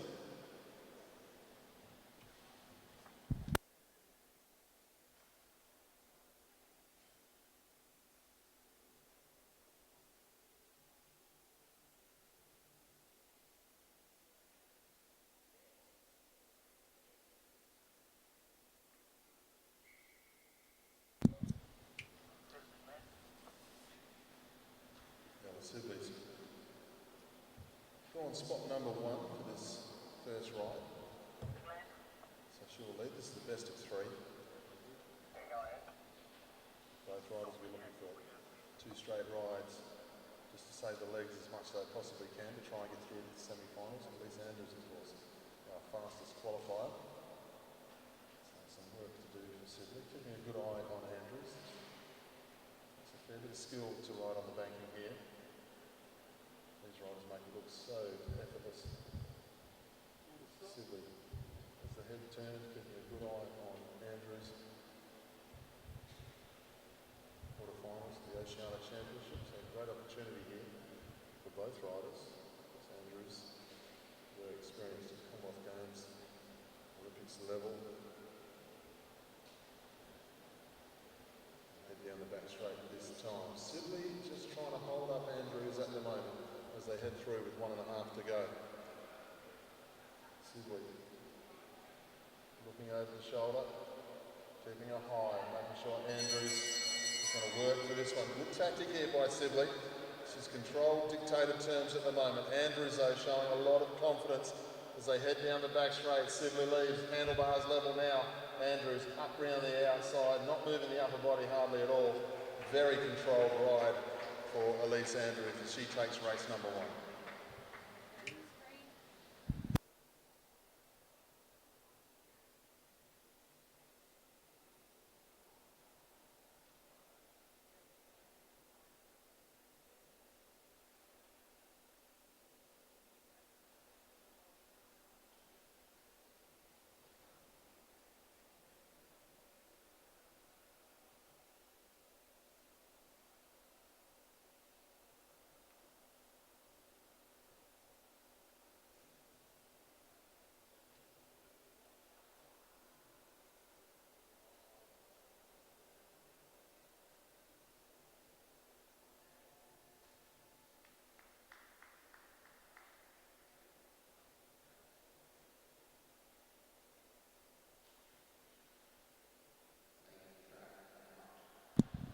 We have Brianna Hargrave and Kalinda Robinson.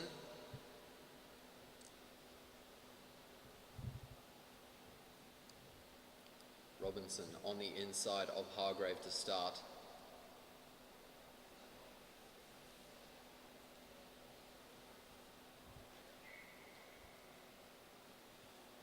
And the whistle goes to start us off. Robinson is going to lead Hargrave to the bottom of the track.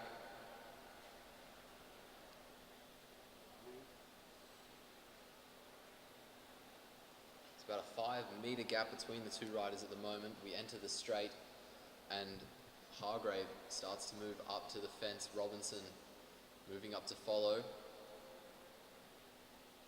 A swing back down from Hargrave. 2 to go. Hargrave starting to increase the speed. Robinson riding very reactively at the moment. Down the back straight for the penultimate time. Hargrave continuing to wind it up. She swings down to the bottom of the track. Kalinda Robinson blocks and the bell rings. 1 lap to go. Hargrave moves up to the top of the track. Kalinda Robinson pulls forwards and she's going to try to use the banking to catch. Down the back straight, Hargrave does so successfully. The two are side by side around the bend, out of the bank and into the finishing straight. Hargrave is starting to move forwards and she crosses the line in first.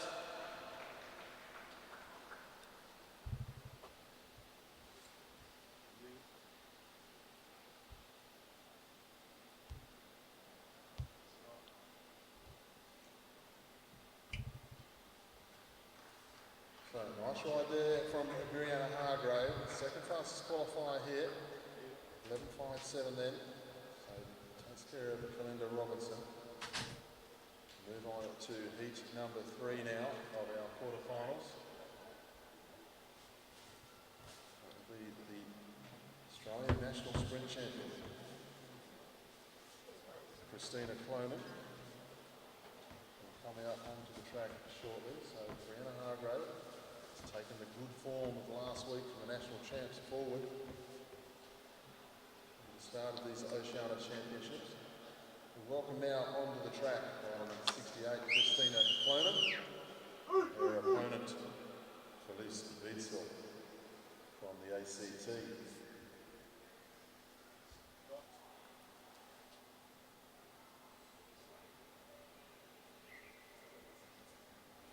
So Christina Clonan, for the National Championships record and the all-comers record last week here on Meares Velodrome, and took care of the semis and the finals very comfortably.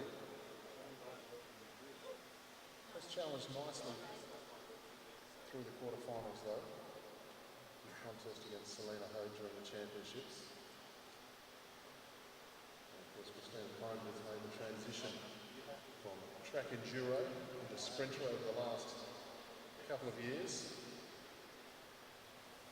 A lot of space being open at the top of women's cycling in Australia to make the Australian team. Clonan leads down the back straight. We're really starting to gain a lot of speed now. Clonan still on the front, but Beitzel is going to start to close the gap. The bell rings, Beitzel swings down to the bottom of the track and is starting to close the gap to Clonan. Clonan still leads as we head down the back straight, half a lap to go. Beitzel now starts to make a move over the top of Clonan, but she can't do it. She slips back and she's sat up, and Clonan will very comfortably cross the line ahead of Felice Beitzel.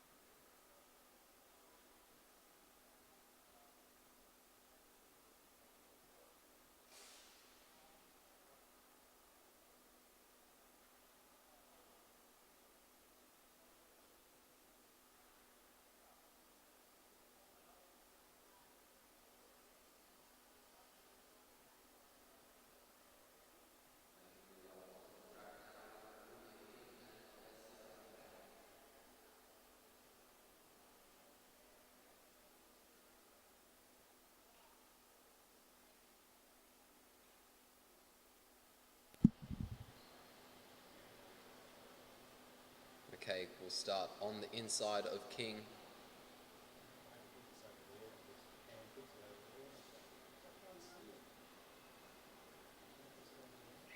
And the whistle goes to get us underway. McKay will lead King to the bottom of the track.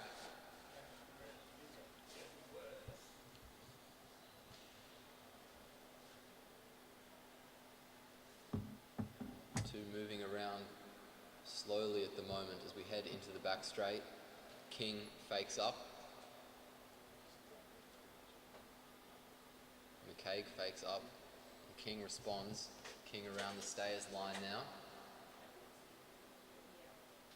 Down the front straight we come.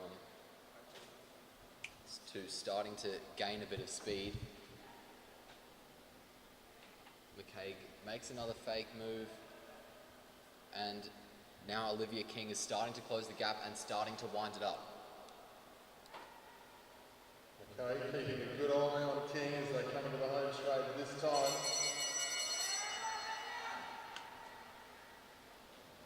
Dictating terms nicely here, the Victorian, as she heads down the back straight. Now out of the saddle, trying to get on top of that big gear as King gets her handlebars level as they come to the home straight.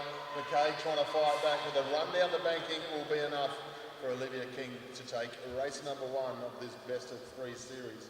11, 8, 9 coming around the outside there for the New Zealander.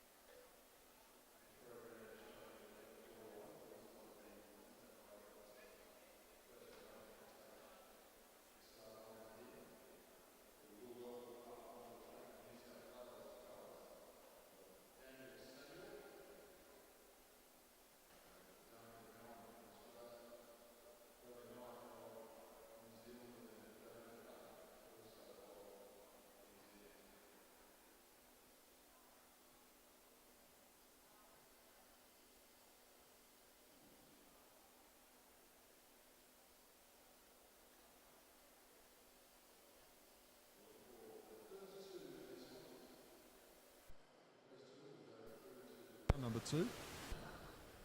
Good opportunity here for these guys to stay alive for one more at least. Motorbike on its way. They get underway this time. It's the New Zealander number 39, Bradley Knipe. Up on his wheel is David Hutton. Then we have Duncan Allen and the young offender, Dan Samuel, on the back. I say that because he's got his own clothing line, this young man. Quite impressive. Check him out on Instagram, the Young Offenders clothing line. So, it's not enough just to be one of the top cyclists in the country, former junior champion of Australia. Doing the clothing line on the side as well. The New Zealander up behind the bike here. Not really worrying about too much what's going on behind him because he knows he's not going to be challenged too hard when the motorbike's in like this. There has to be room for people to move. But as the bike starts to pick up pace, you'll start to have a look over the shoulder just to see where everybody is. Knipe, Dan Samuel starts to move up down the back straight. The motorbike will pull out in the home straight this time as it starts to pick up some pace.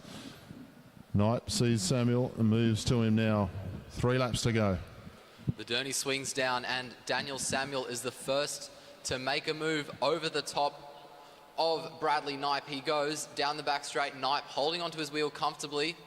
No one showing any signs of struggle at the moment. As we head down the front straight, we're going to get 2 laps to go. And Daniel Samuel is still on the front, controlling this group. Knipe right behind him. Duncan Allen right on the wheel of Knipe. It looks like all eyes are going to be on Bradley Knipe, and it looks like Daniel Samuel is going to try to take advantage of this. 1 lap to go, and Knipe makes his way over the top of Daniel Samuel. Duncan Allen is trying to follow.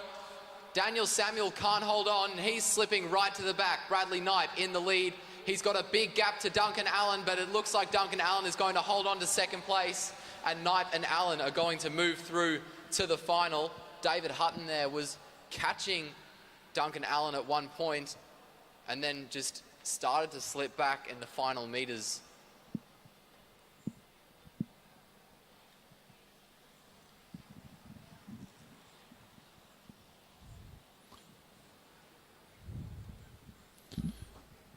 So those two move themselves through to round number 2.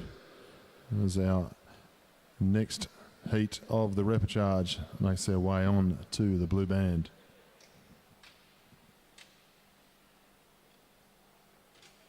Taking the track now, we have John Trovis, Brandon Hutton, David Watling, Sam Gallagher, and Danny Barber for the second repercharge.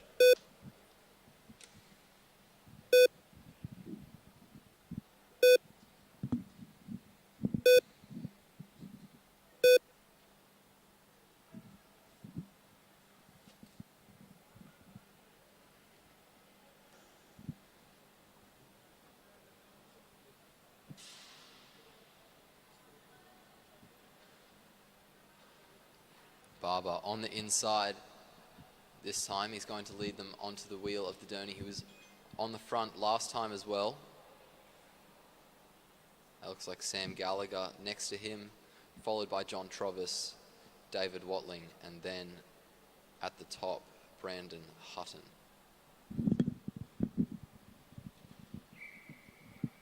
Whistle goes. Barber makes his way onto the wheel of the Derny.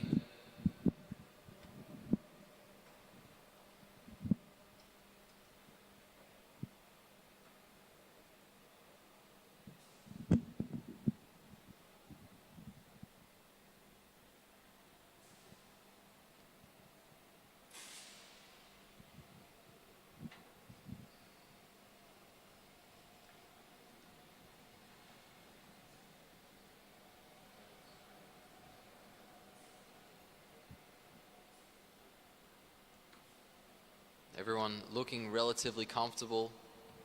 Sam Gallagher there in second, just checking over his shoulder, trying to keep his eye on those behind him. Barber, on the other hand, just focused on the wheel of the Derny at the moment. 4 to go.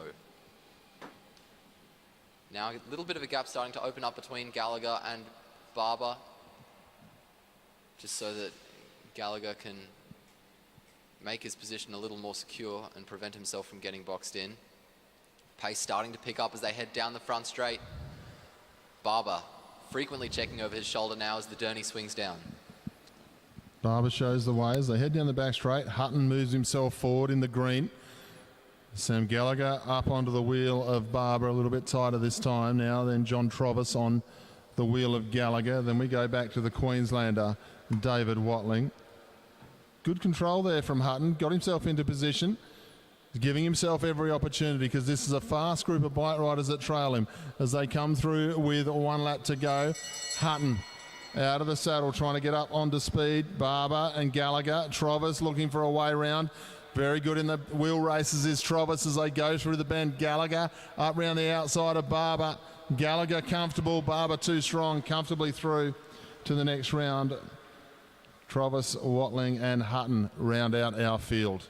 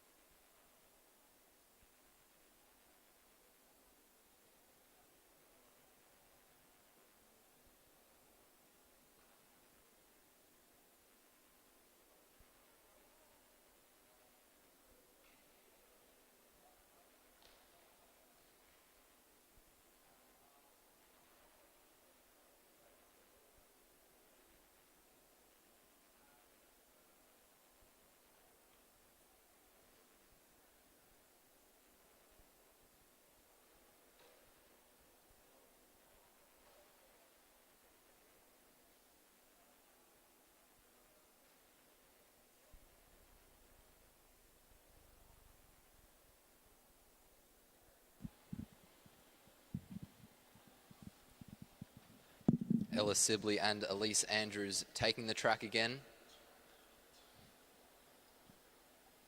for the second time. It's Elise Andrews who's one up on Sibley, and she's going to lead Sibley off the line this time. Whistle goes, and Andrews leads Sibley to the bottom of the track.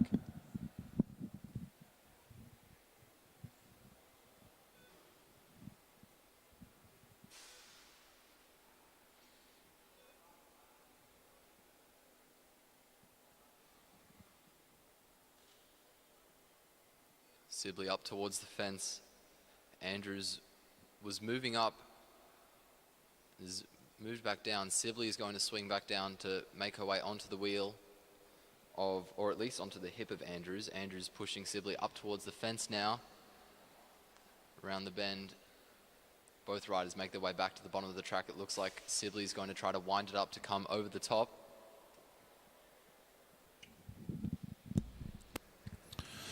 Nice move here by Sibley, up round the top of the number 1 seed. Elise Andrews equal to the task, and this is why she is the fastest qualifier. Number 1 seed gets herself to the front, riding very strongly from this position here. The New Zealander has a look over the shoulder. She goes through to the semi-final.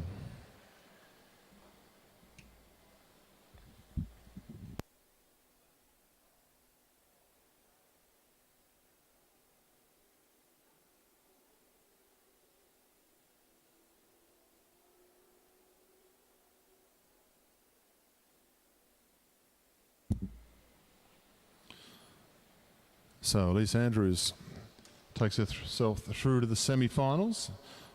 2 straight rides, nice and comfortable for her. We move on to race number 2 now, and heat number 2. As our riders just strap themselves into their bikes.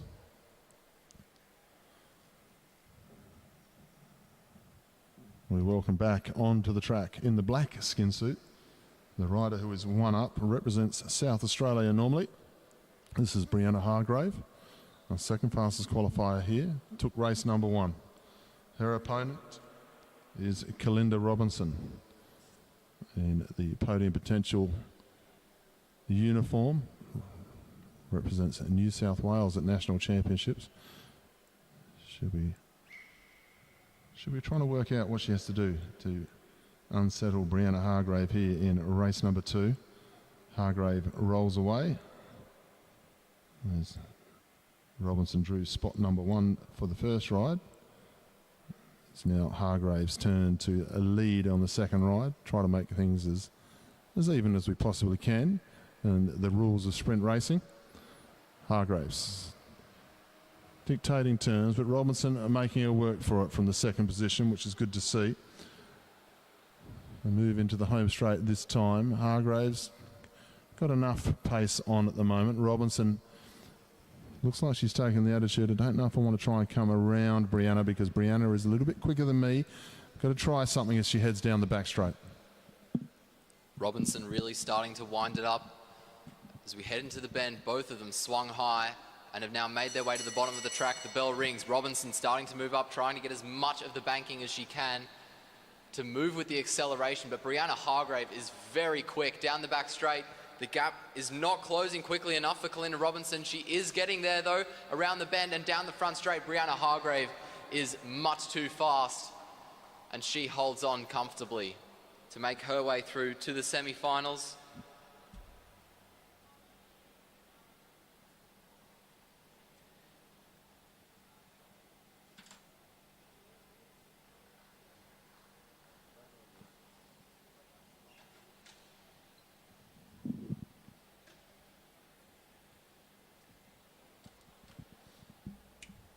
You or me?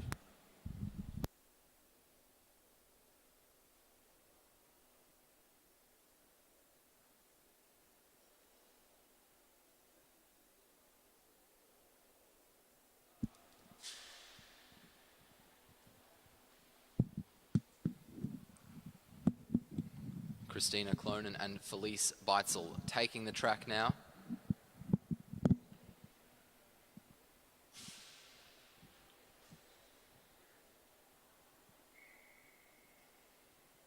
Beitzel leads Clonan.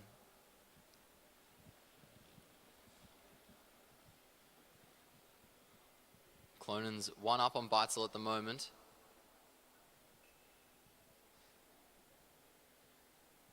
Beitzel swinging up, swinging back down, trying to maybe get a change in position and put herself on the wheel of Clonan.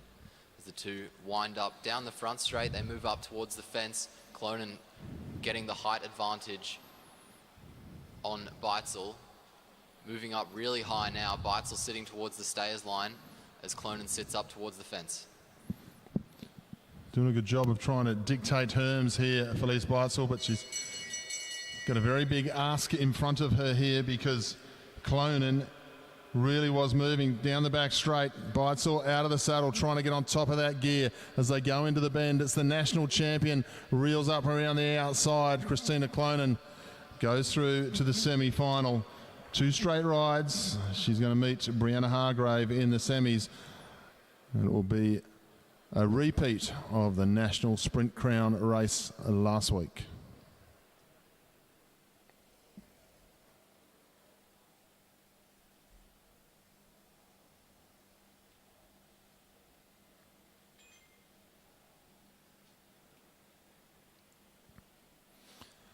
So we've got one more round to come in the elite women's sprint quarterfinals.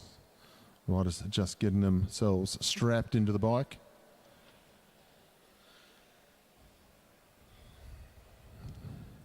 Put your hands together for Christina Clonan, ladies and gentlemen. The national champions found herself through to the semi-finals, as expected. So, as we welcome now race number 2 of heat number 4. It's the New Zealander Olivia King who leads this series in front of Alessia McCaig.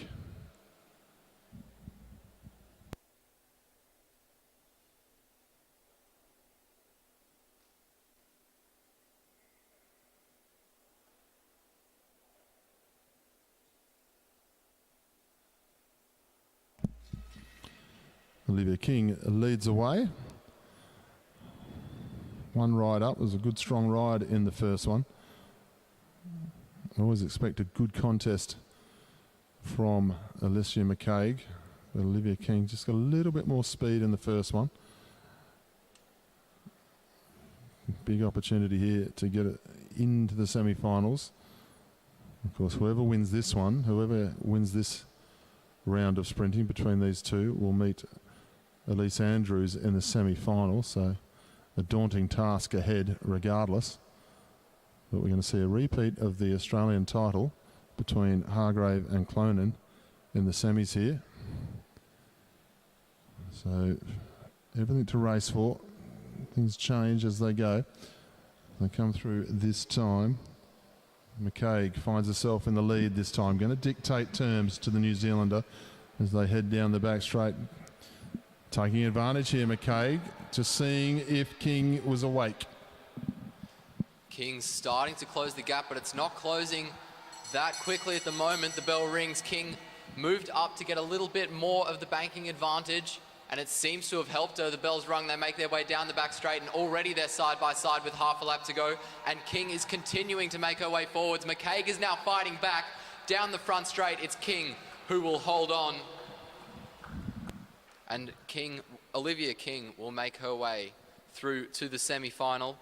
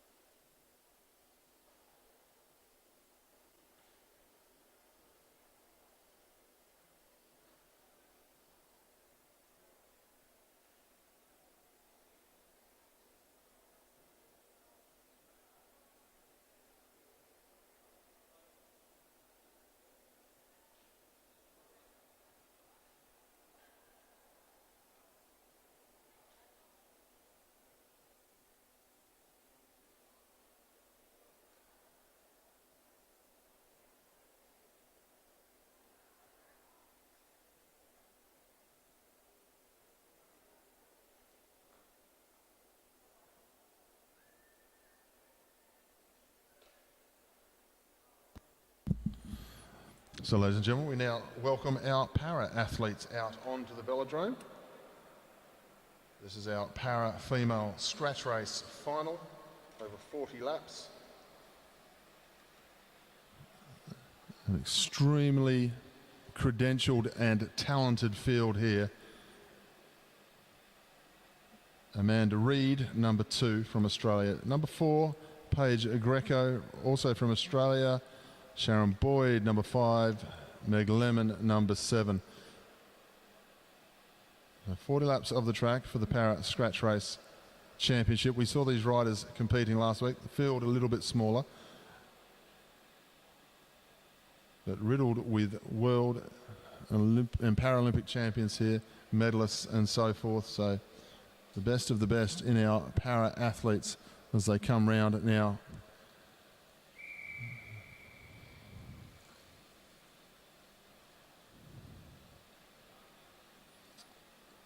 So Meg Lemon is the rider on the front as they go down the back straight. Sharon Boyd got herself on the podium during the national championships, picking up a number of bronze medals. Paige Greco and Amanda Reid. So Oceania championships on the line for these riders as they go through 39 laps to go.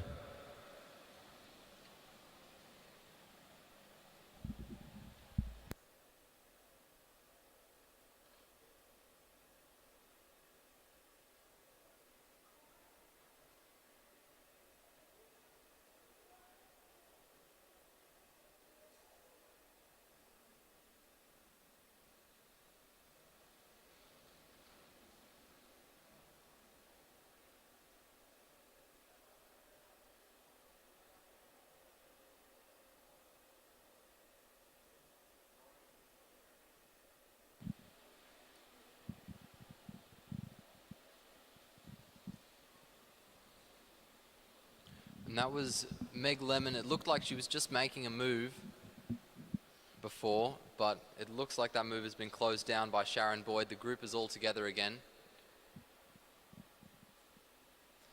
All of the riders looking relatively comfortable at the moment as they make their way around. Lemon swings up, and it's Sharon Boyd who'll come through to take the lead.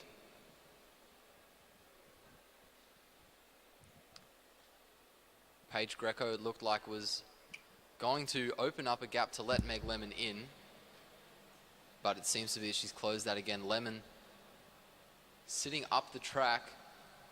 Doesn't look like she's going to try to get back into the bunch. And she's starting to move forwards over the top of Paige Greco. Now the two are side by side.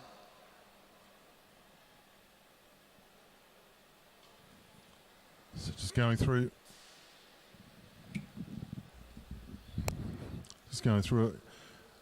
a few of the accolades from these riders. Amanda Reid, the New South Wales Institute of Sport rider, started off her para-athlete career as a Paralympian for swimming and then made the transition to cycling. She's now a Paralympic gold medalist in cycling after Tokyo and the time trial on the track and so forth. So we really are dealing with the best riders in the world here.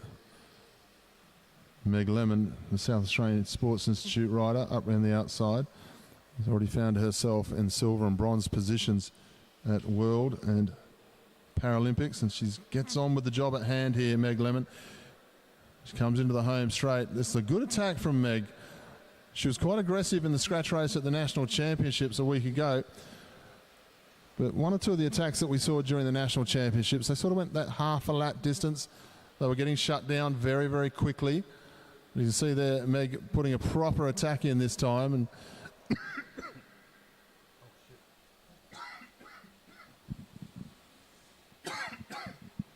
we come through to get 31 laps to go. Lemon's been caught and she makes her way onto the wheel of Paige Greco. And it's Sharon Boyd who's on the front controlling the peloton. Lemon starting to slip off the back, but she doesn't look too fussed. It looks like she's still very much in control. Boyd still leading the group around. Amanda Reed on the wheel of Boyd.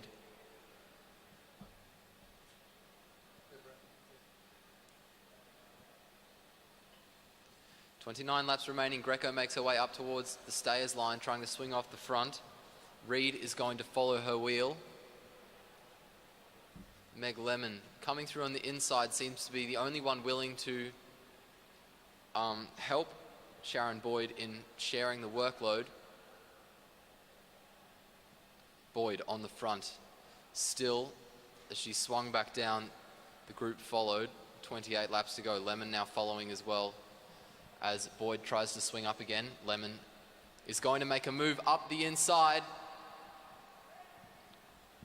Amanda Reed with the best reaction at the moment as we head down the back straight into the bend. Lemon still off the front. Amanda Reed now closing the gap as we head down the front straight. It's Meg Lemon, Amanda Reed, the two together now. Paige Greco and Sharon Boyd make their way onto the wheel of Reed. Greco just off the back. So Reed leads. Lemon comes through as Reed swings up. 26 laps to go. And the four are back together. Meg Lemon sitting on the front. We slow down. Sharon Boyd, it looked like, was going to make a move forwards. She's sitting high on the track, and it looks like it's because she's going to use the banking to make a flyer. Over the top she goes. Lemon is trying to respond. Reed now slipping back. Reed was the one to bridge, and now it looks like she was the one who's late to respond. Sharon Boyd still leading. Meg Lemon making her way onto the wheel of Boyd. And Paige Greco just sitting comfortably on the wheel of Meg Lemon. Amanda Reed was struggling before, and now it looks like she's making her way back onto the group. The four are back together, but Sharon Boyd has not lifted the pace. Boyd still keeping the pressure on the other riders as she leads them around the track. So good attacking bike race, this para scratch race final. Great attacks by Meg Lemon, moving very nicely indeed. The Queenslander, of course, Paige Greco, another one of our Paralympic gold medalists from Tokyo. Also has 4 world championships to her name as well, Paige Greco. Had the pleasure of being able to interview a number of these riders over the last couple of years with the Tokyo talk that we did just before the Olympics and Paralympics. I was able to interview Amanda Reed also at the St George Centennial Dinner just a couple of years ago, just before COVID joined Australia. That's how long ago it was. So absolute pleasure to see them all racing here at the Oceania Championships. Great work being done by the Australian cycling team, pathways development of all of our riders, but especially the attention to detail that they've got with our Paralympic teams.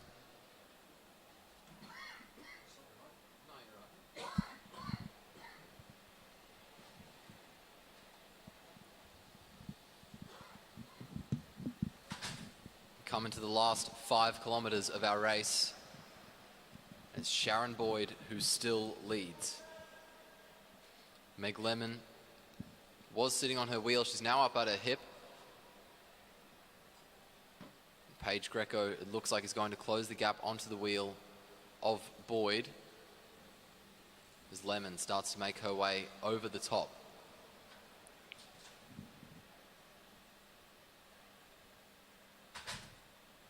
It looks like Lemon is starting to make her way forwards out of the seat now. She comes over the top of the group.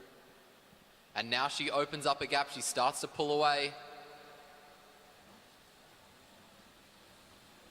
And Sharon Boyd is in charge of the chase, but the gap is continuing to open. Paige Greco and Amanda Reed both still reluctant to work, as they have been all race. Meg Lemon and Sharon Boyd have been doing the vast majority of the riding on the front this race. Lemon leading around. And now Paige Greco attacks Sharon Boyd. Boyd slips to the back, and Greco is going to try to bridge to Meg Lemon. Lemon trying to hold on to her lead. As we make our way down the front straight, that lead is rapidly diminishing. Lemon, it looks like, is going to still try to keep them under pressure. She swings up the track as Greco catches Lemon. And we slow down, and that gives Sharon Boyd the opportunity to make her way onto the wheel of Amanda Reid. And down the front straight we come again. 14 laps to go as they go through this time. This has been an aggressive little scratch race, this one. It was really a roll round and wait for the sprint type race at the National Championships. Bigger field, a number of more riders who were able to chase, but very impressed with the way that Paige and Sharon have gotten on with the job here. They will fear the speed of Amanda Reid. She's extremely fast over that last couple of laps. Paige Greco, extremely accomplished rider as well, as we've seen in World Championships and so forth.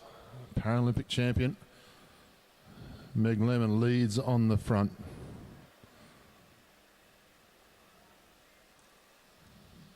All the 3 Australian team members on the Argon bikes. Fantastic way they paint the bikes up, or sticker the bikes up with the green and gold bands on the Argon bikes. As they come into the home straight this time, Meg Lemon, Paige Greco, Amanda Reid, Sharon Boyd. Sharon Boyd on the podium in all of her events during the National Championships last week. So maybe she wants to try and just upset the apple cart here. Let the more established riders in the group, just let them know that everybody wants to make the Paralympic team and the para team for the World Championships. Greco has a look over the shoulder, looking very comfortable there as she goes through. We'll have 9 laps to go when they come back into the home straight at this time. Wonderful job being done by the lap scorer here today. Always good to be working with good people. Coming to the home straight this time. Sharon Boyd on the front of the group. Then Paige, Amanda Reid and Meg Lemon. Just get the feeling we're going to see Meg Lemon try and attack again here. Not going to be willing to just let the sprinters lollipop all the way to the finish and then step out when they want to. And Boyd on the front. They're back into the home straight this time.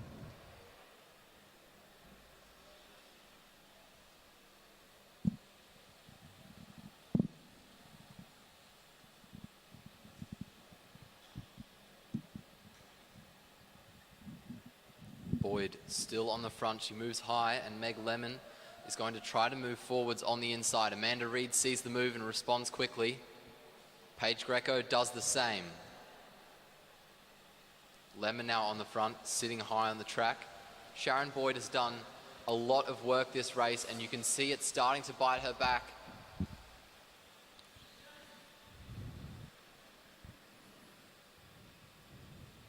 Another swing up from Meg Lemon has slowed things down. We head down the front straight, and we're all together. Paige Greco now sitting high. It looks like she's going to try to move forwards. Boyd sitting at the rear.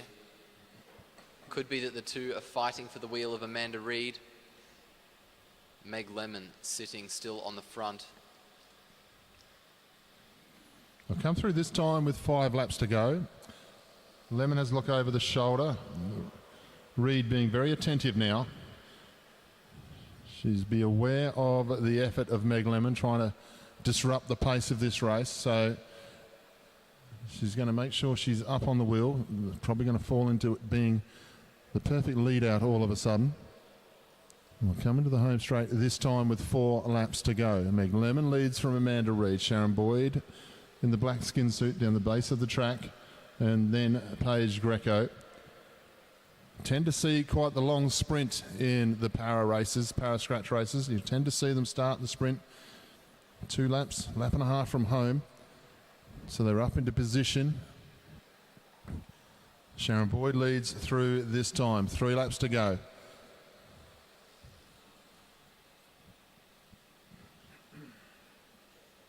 We've seen how Sharon Boyd recently has been struggling to react to some of the moves. I think if she wants to get herself a win here, she's going to try a more proactive tactic, and I think that's why she's taken the lead now.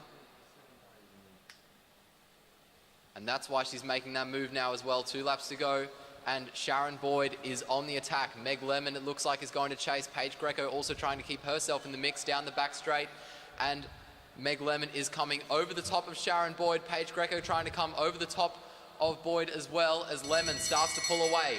1 lap to go. We're 3 abreast, trying to follow Meg Lemon as Lemon continues to pull away from the rest of the riders. Amanda Reid is taking the long way around, and she's trying to move forwards as well. Paige Greco is slipping back, as is Sharon Boyd. Amanda Reid trying to come forwards over the top of Boyd. Meg Lemon is too far ahead, and Lemon will hold on for the win. Amanda Reid in second, Sharon Boyd in third, and Paige Greco in fourth. That's a great ride there from Meg Lemon. Most aggressive rider in the race. Takes the sprinters on and really shows them up there. Put your hands together for our para-athletes, ladies and gentlemen, as they come to the home straight. Meg Lemon with a big win in the scratch race.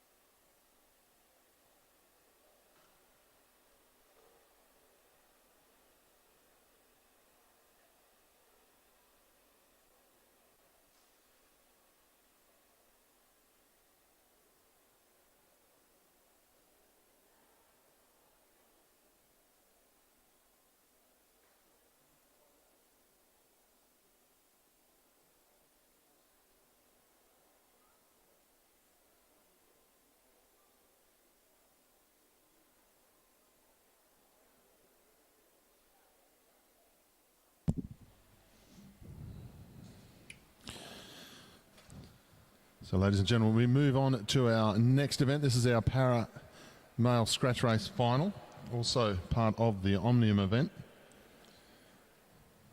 Rider number 11 is Darren Hicks. 13 is Mitchell Bales. 14, Gordon Allen. 15, Kyle Willis. 16, Devon Briggs from New Zealand. 18, Luke Taylor. 19, Alistair Donohoe. 21 is Connor Douglas, also from New Zealand, and 22 is Ben Westenberg from New Zealand. All the other riders from Australia. We'll roll away 60 laps. Oceania Championships. All these events are very important for qualification for World Championships and Olympic Championships, as Mitchell Bales leads them down the back straight. They'll come round into the home straight this time and starters orders.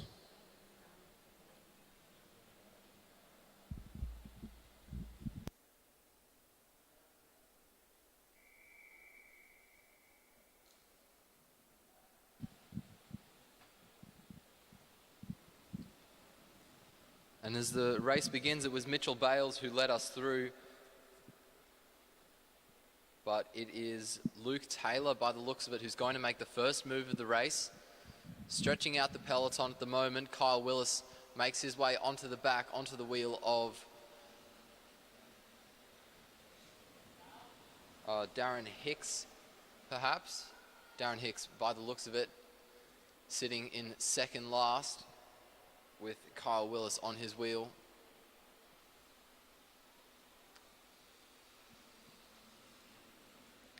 Devon Briggs now leads the group around. He swings up the track, and it's Connor Douglas who comes through. Short turn from Douglas, and Luke Taylor now leads. Now it's Mitchell Bales.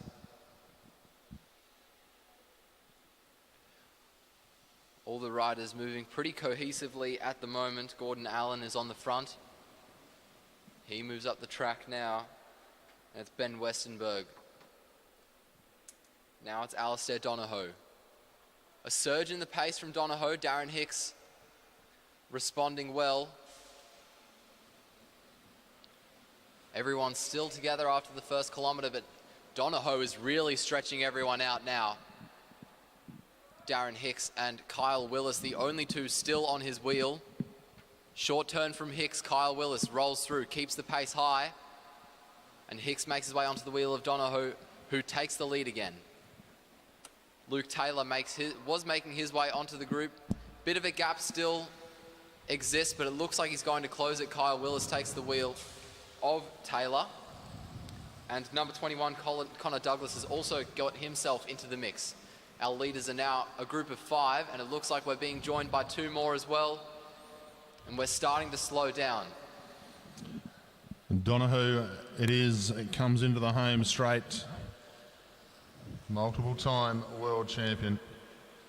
Starts to set the pace going down the back straight. Pace of the race changes when Al joins the field. 52 laps to go when they come into the home straight this time. Donohoe being chased by Darren Hicks. Up onto his wheel, Devon Briggs trying to go with him. Devon Briggs just in that more upright position, has a look over the shoulder. Having a little bit of trouble going with the pace being set by Donohoe. They go through this time. Hicks gets himself across. Donohoe swings up, realises there's no one left all of a sudden, drops in the front of the New Zealander Briggs. As Darren Hicks comes into the home straight. Darren Hicks, individual pursuit times around the 3:30 over 3,000 metres. He's an impressive athlete, and there's no two ways about it. So go down the back straight. Hicks into the home straight now. And Donohoe starting to work turns with the New Zealander Briggs as they come through the home straight this time. So good pace being set here. Just a couple of different riders coming into the field. We saw the National Championship being run here last week. And once again, it was very much a case of everyone staying together for the sprint finish. Just 1 or 2 riders being included into the Oceania program, and all of a sudden it blows the race apart. Darren Hicks was at the Nationals. He was riding fine, and now he's putting the pressure on. The difference being, though, is Donohoe is there to be able to attack as well, so it just helps the likes of Darren Hicks. That extra rider just to turn the pace up as our leaders of the bike race start to overlap other riders who've been tailed off. The 2 Australians, Hicks and Donohoe, into the home straight. And you've got the New Zealander Devon Briggs. Now he's caught in no man's land a little bit, trying to chase out after everyone. You can see why Devon Briggs was sitting up on the tops of the handlebars. It looked like he was having a bit of a relax, but you'll see on the handlebars that he has, it's almost like a miniature brake lever. There's no brake attached. It's like the hood is there, which gives you another hand position as he comes into the home straight. He's 3rd on the track at the moment in the race. Just something a little bit different, something new that we see here in track cycling. Fantastic design handlebar. But our leaders are now coming to the home straight. Donohoe and Hicks as they go through with 44 laps to go.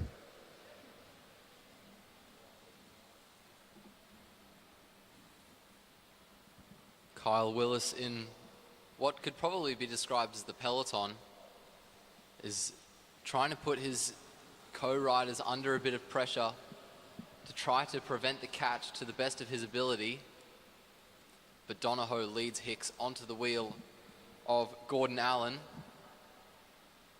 And Kyle Willis is going to try to take the wheel of Hicks and maybe take advantage of the pace that Alistair Donohoe and Darren Hicks are putting out at the moment.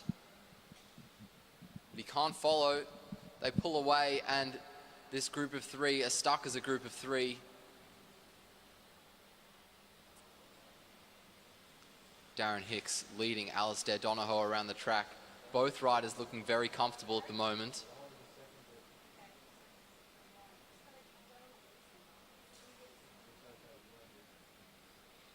Devon Briggs starting to hang his head. This might be good news for the Kyle Willis group, because Briggs is currently sitting in third place. Now breakaway coming through this time. Donohoe and Hicks it is as they go through down the back straight. Connor Douglas just onto the back wheel of them. Looked like he was going to shut the door a little bit to him then. Could have got a bit hairy, but everyone keeps it shiny side up. Devon Briggs thinks better of it, sees a bunch forming. He knows he's third man on the track in this situation. So he's now going to go back to the rest. A bit of a touch of a wheel down the back straight all of a sudden. And well done to all of the boys for making sure they gave each other room then, because I thought it was all going to end in tears for a second. There's a pulled foot there for the rider from New Zealand. They all get out of jail on that one. As unfortunately Connor Douglas pulled his foot in the back straight, throwing everyone up the track ever so slightly. So the lead group is now being led by Luke Taylor on the front of the group. Alistair Donohoe. Then we've got Darren Hicks, Devon Briggs on his wheel. Mitchell Bales just getting tailed off a little bit as Taylor drops back down the track. Of course, all of these riders in certainly in different divisions, as you'll see at our presentations. They're coming to the home straight this time. Hicks leads the way in front of Devon Briggs. Love the bike setup that Devon's got. Really does appeal to me, that one. I like the way Devon Briggs sits across the bike. Looks very relaxed, very comfortable. One or two riders just trying to get themselves back across. Gordon Allen, Kyle Willis want to get amongst this group here. Remembering the man attacking now, Al Donohoe, down the back straight. Rides on the National Road Series as well, Al Donohoe. Is a very accomplished bike rider in paras and also in able body racing. This goes to show the quality of some of these para athletes when someone like Al Donohoe comes back into the bunch and he gets challenged in the paras into the home straight this time. There's one or two riders wishing this was 40 laps and not 60, because it's hard work out there at the moment in the Oceania Championship. Donohoe into the back straight. The Victorian looking very smooth now as he'll come into the home straight. Al Donohoe setting up now, getting on with the job at hand. Darren Hicks and then Devon Briggs, the next two on the track, chasing out after him. So we go back through the field. New South Welshman of Gordon Allen and Kyle Willis from Queensland getting involved with the New Zealander and Taylor down the back straight as Donohoe through the 200 down the back straight. Halfway through this scratch race now. They are working hard for their money in this para final. We have 8 different finals that are going to be taking place in our evening session here today, ladies and gentlemen. So much racing to come. After this one, after this scratch race final, we will finish off today's program, the morning session, with the Elimination Championship, Elite Men's Elimination Championship. That'll be out on track straight after this one. And then we'll have the presentations of the events so far, of the finals that we have had. So plenty to look forward to. Our evening session here at the Meares Velodrome will start at 5 p.m. That means our evening live feed session will start just a couple of minutes before 5 p.m. That's Queensland time, of course. So I hope everyone who's joining us on the YouTube cycling channel, Cycling channel, is enjoying the coverage we're able to bring here today. A big thank you to Bear and the team, Bear and Felicity, bringing us all of the pictures here at Meares Velodrome. Pleasure to be a part of the team for the Junior Championships last week and now the Oceania Championships with our local Queensland legends who bring us all the pictures, and all the cameramen, and Etienne, my co-commentator here today. Great to be a part of the Queensland setup. Al Donohoe into the home straight again. 24 laps to go this time. Setting a tempo that no one else can follow. Really moving nicely out there. The pedal stroke, look at the pedal stroke of the young man.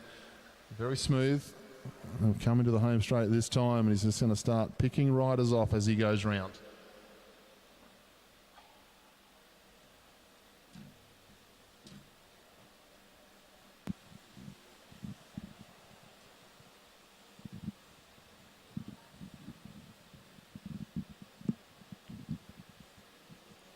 Devin Briggs and Darren Hicks working together well.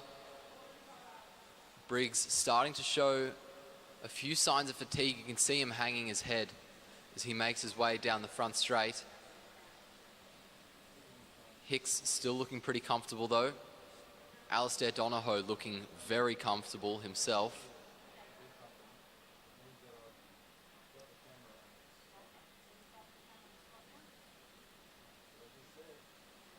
Down the front straight come the peloton. It's Luke Taylor who leads that foursome. He swings up the track now, and it's Ben Westenberg who takes the lead. Now it's Kyle Willis. Willis leads down the back straight as Devin Briggs leads Darren Hicks onto the wheel of this peloton. Alistair Donohoe looks like he's going to come around and lap them as well.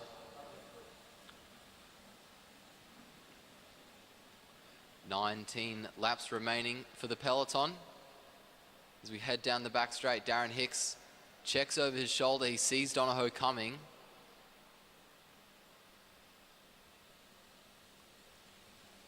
Gordon Allen on the front of the race now.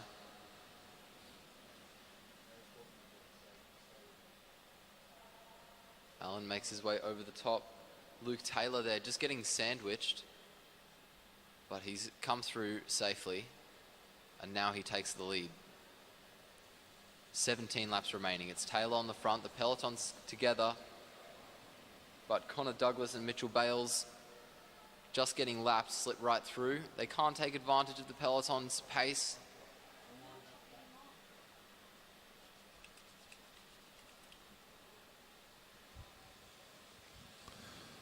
Devin Briggs on the front, making his way into the bend. He swings up, and Darren Hicks takes the lead. Kyle Willis on the wheel of Hicks, followed by Alistair Donohoe, followed by Gordon Allen. 15 laps remaining. Darren Hicks on the front, and there's a split in the group. Luke Taylor slips off the back, and Devin Briggs, it looks like, is stuck there. He was with Darren Hicks before, and now he's missed the opportunity that we've got to split up, and it's Kyle Willis who's responsible for that. Down the front straight we go. Kyle Willis bringing the pace up, leading Alistair Donohoe around. On the wheel of Donohoe is Allen, followed by Hicks. And here comes Ben Westenberg trying to keep himself in the mix. Devin Briggs also trying to bridge onto the wheel of Westenberg as we make our way down the front straight. It's Donohoe on the front, upping the pace again. Hicks follows as Gordon Allen pulls a short turn. Devin Briggs makes his way onto the wheel of the group. Hicks surges, and Willis can't hold on. Nor can number 22, Ben Westenberg. That means Alistair Donohoe is responsible for the chase. And he's doing it successfully, but no one else can hold onto the wheel of Donohoe. So it's Hicks and Donohoe away again as we make our way around the bend and down the front straight to get 12 to go. Pace well and truly up here. Donohoe was quite happy just to follow wheels. Everyone else wanted to make it hard. Darren Hicks loves to make bike racing hard. There's no two ways about it. He wants everyone to make sure they leave the track in pieces every time he gets onto it. Donohoe he'd done enough. He'd lapped the field, he lapped all the opposition. He was quite happy to go through to the finish with everybody intact, but Hicks has made sure that's not going to happen. Well, there's good jobs being the commentator. You can keep an eye on the first couple of riders. I wouldn't want to be a commissaire trying to keep track of all the riders who are going down laps and just picking exactly where everyone is in the race, but that's the beauty of being a judge. They'll come to the home straight. Now we see Luke Taylor, 3 national championships last week for Luke. Donohoe leads the way. Swings up now, very casually indeed. 8 laps to go for our main field. 3 New Zealand riders taking the race up to the Australians here during the Oceania Championships as Hicks leads round into the home straight. The Ballarat man, Luke Taylor, 3 times a national champion, just going to get caught by Hicks and Donohoe as they go down the back straight. Remember, we've got the Elite Men's Elimination Championship to come on to the track after this one. As Donohoe leads through with 6 laps to go.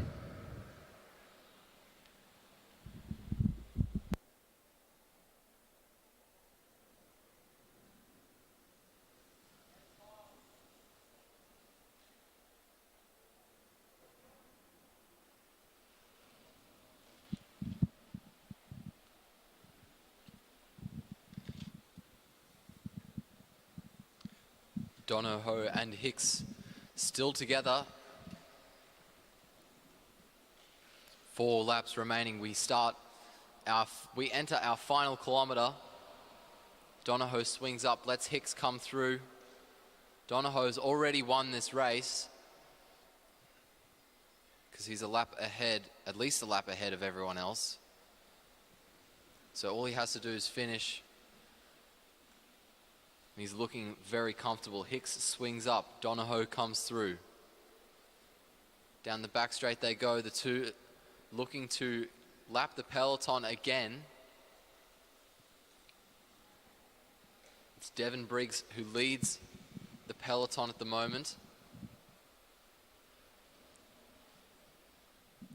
Kyle Willis putting in a surge as Briggs swings up. Gordon Allen, the only one able to follow him. Ben Westenberg slipped off, but he's clawing his way back on. 2 laps to go for Darren Hicks now. The bell rings for Darren Hicks now and Alastair Donohoe. Donohoe makes a move over the top of Darren Hicks, pulls away. Hicks sits up.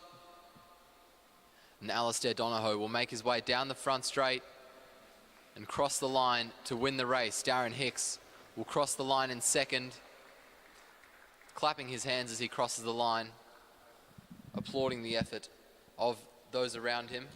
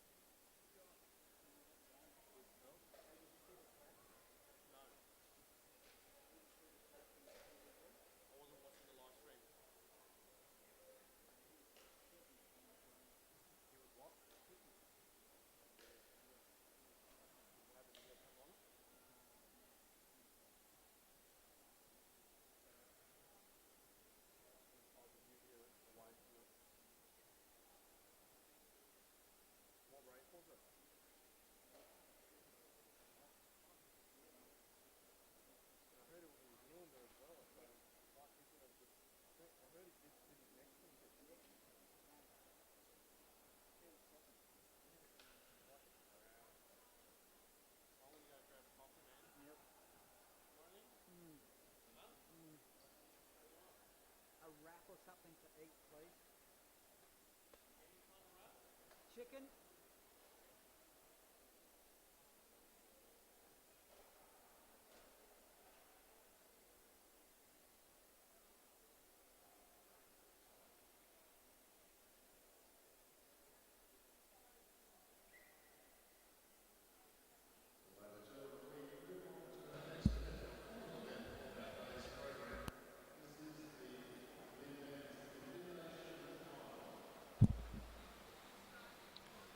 We're underway with the elimination. And it's a very, very quick start at the moment.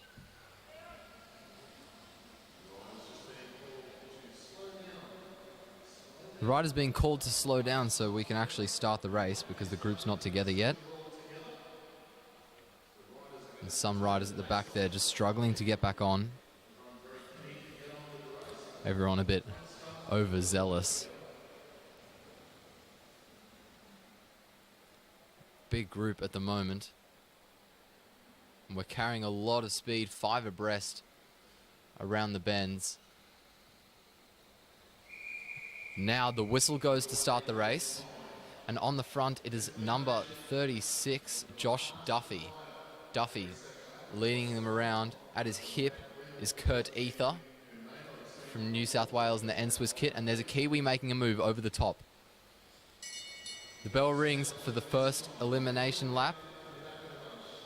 Keegan Hornblow from New Zealand on the front now. Kurt Ether right on his wheel, and there's another rider making his way forwards with a lot of speed, trying to keep himself in a safe position. And that's number 43 on the front, Tom Sexton. Jonty Harris is the first rider who's going to be eliminated.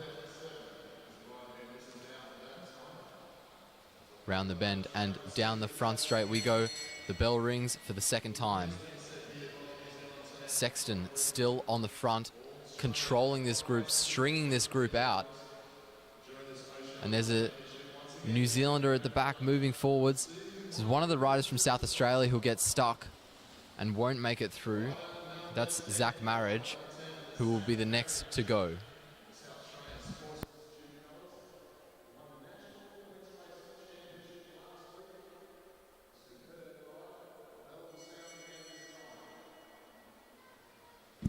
The bell rings again, and it's Kurt Ether who's leading. And one of the New Zealand riders makes his way through, but Kurt Ether is not going to let him in that easily. Ether holding on to the lead, 4 abreast across the finish line. And it is rider number 1, Angus Miller from South Australia, who will be the next rider to go.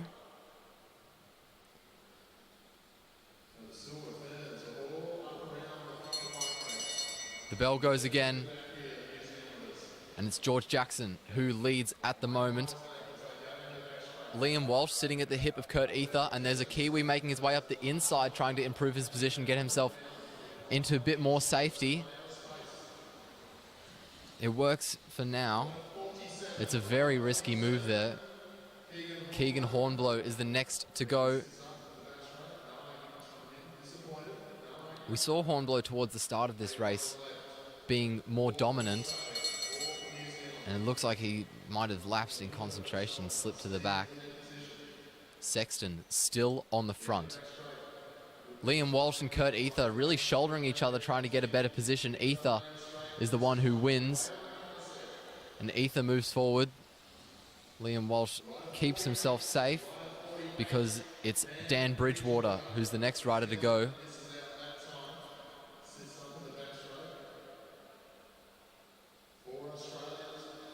Good to see so many silver ferns in this race. The bell rings again. Sexton still on the front, keeping the pace high.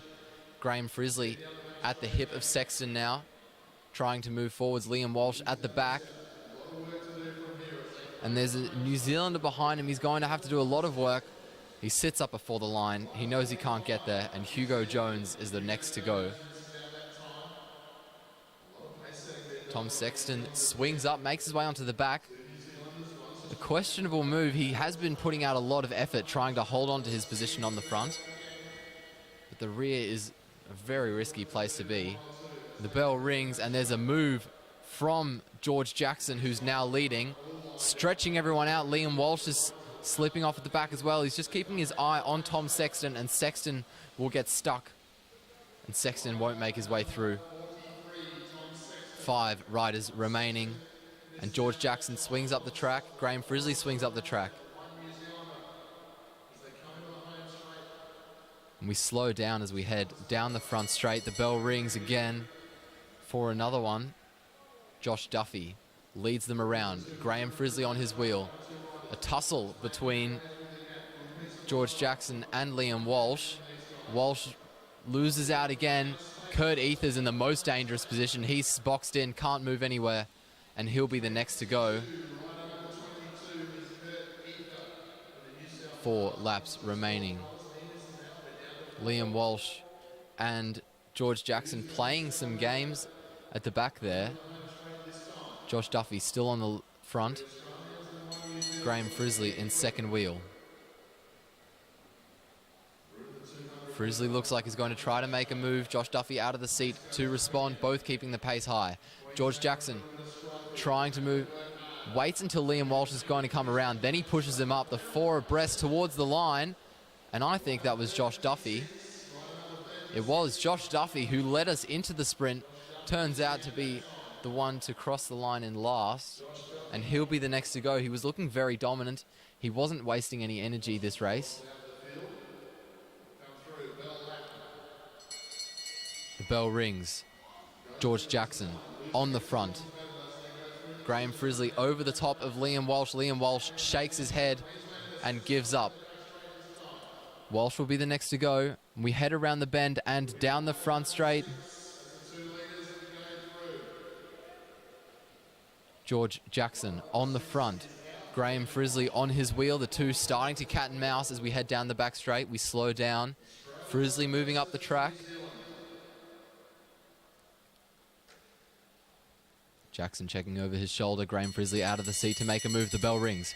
Both riders winding it up. Graham Frizzley doing so better. Moves down. Jackson comes over the top of him and blocks him.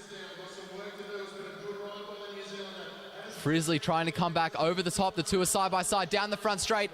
And Graham Frizzley throws his fist in the air as he gets there on time. Very good effort by Graham Frizzley. Had to wash off a lot of speed to not run up the back of George Jackson as he made that attack. That would have been hard on his legs. To come back down the back straight like that is a stellar move by Graham Frizzley.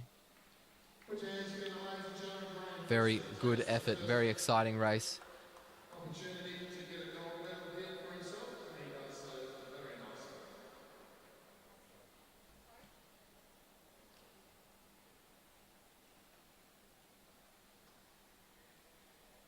And it is my understanding that that concludes the session.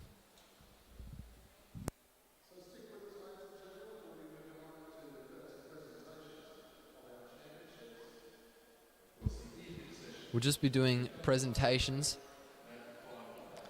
and then once presos are done, we'll be done with the session, and then we'll start again at 5 p.m. Australian Eastern Standard Time.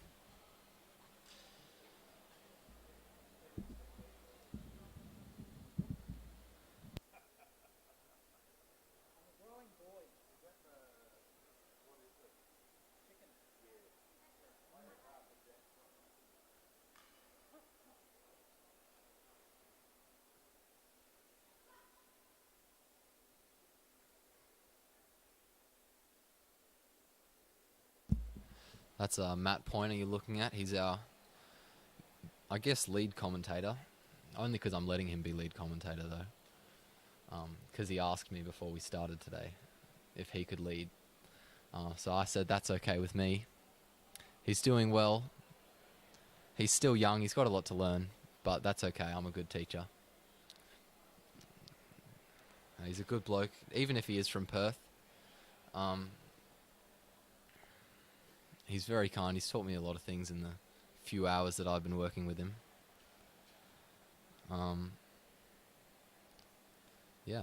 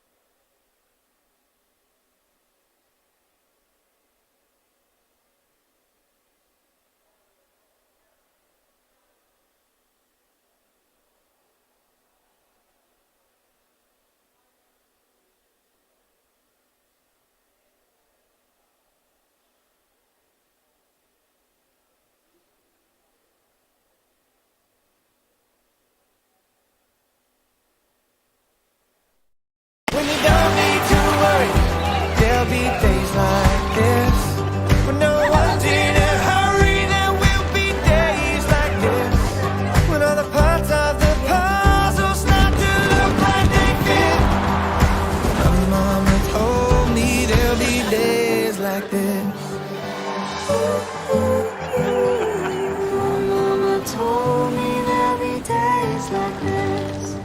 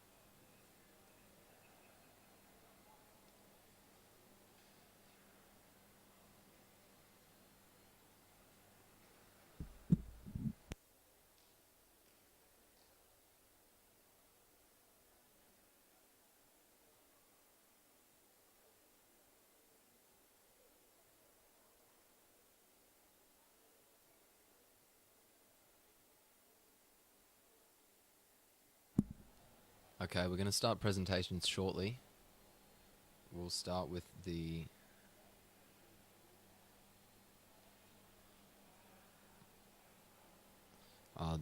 women's para scratch race. We've got two categories that were entered in that, women's C2 and women's C4.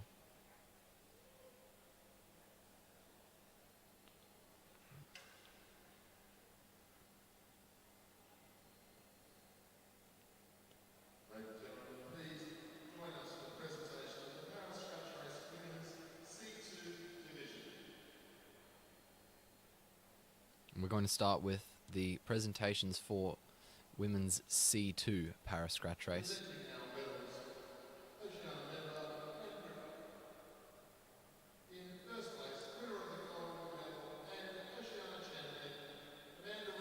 In first place, winner of the gold medal and Oceania champion Amanda Reid from Australia.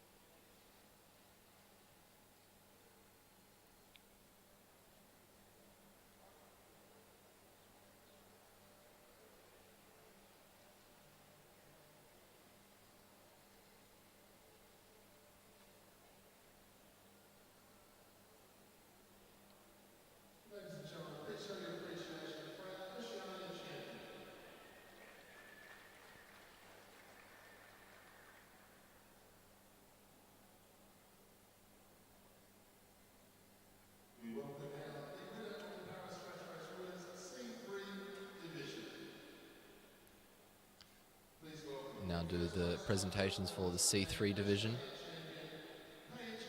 In first place, gold medalist and Oceania champion Paige Greco from Australia.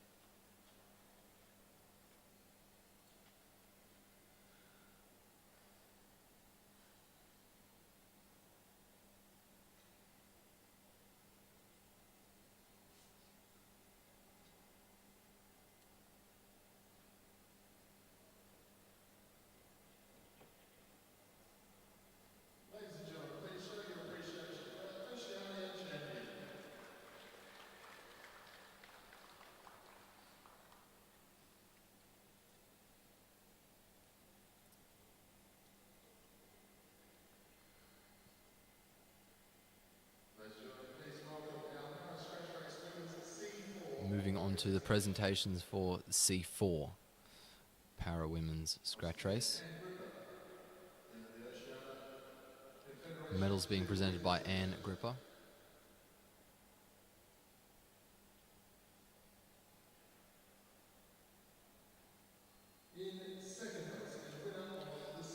In second place and winner of the silver medal representing Australia, Sharon Boyd.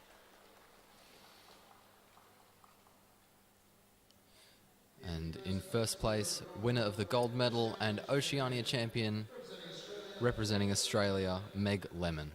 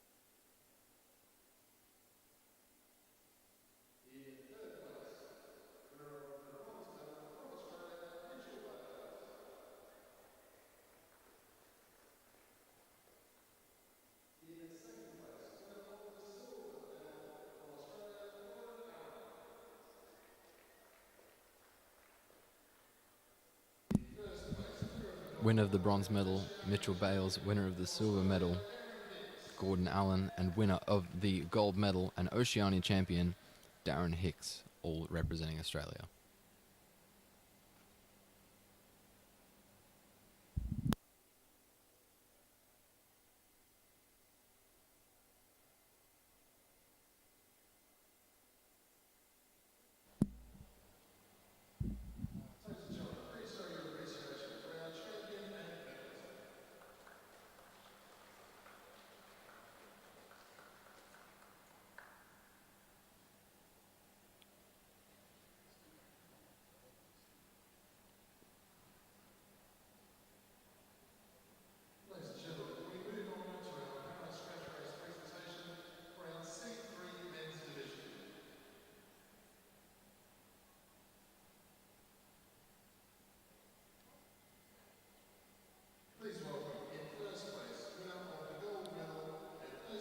In first place in C3 from Australia, Kyle Willis, winner of the gold medal and Oceania champion.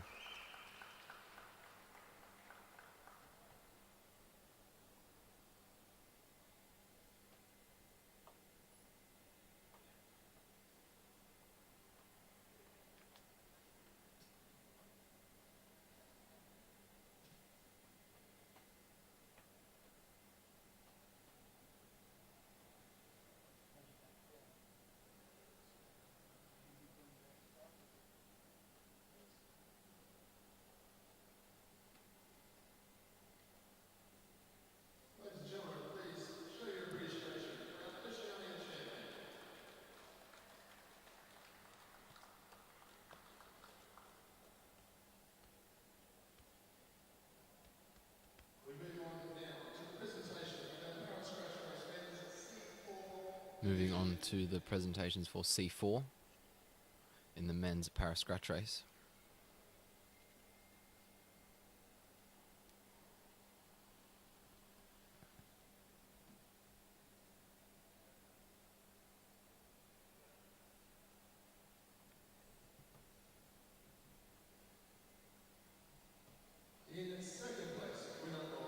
In second place, winner of the silver medal from Australia, Luke Taylor.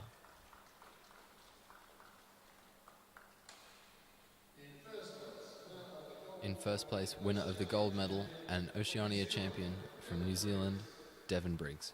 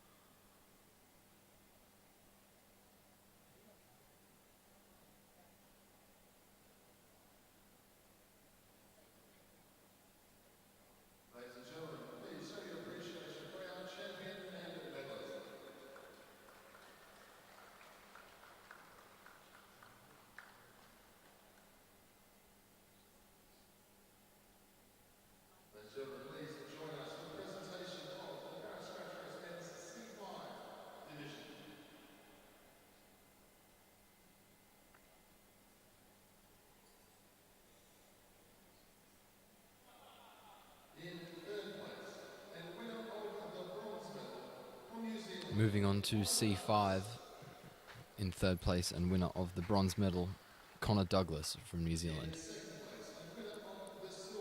In second place and winner of the silver medal from New Zealand, Ben Westenberg. And in first place, winner of the gold medal and Oceania champion, Alistair Donohoe from Australia.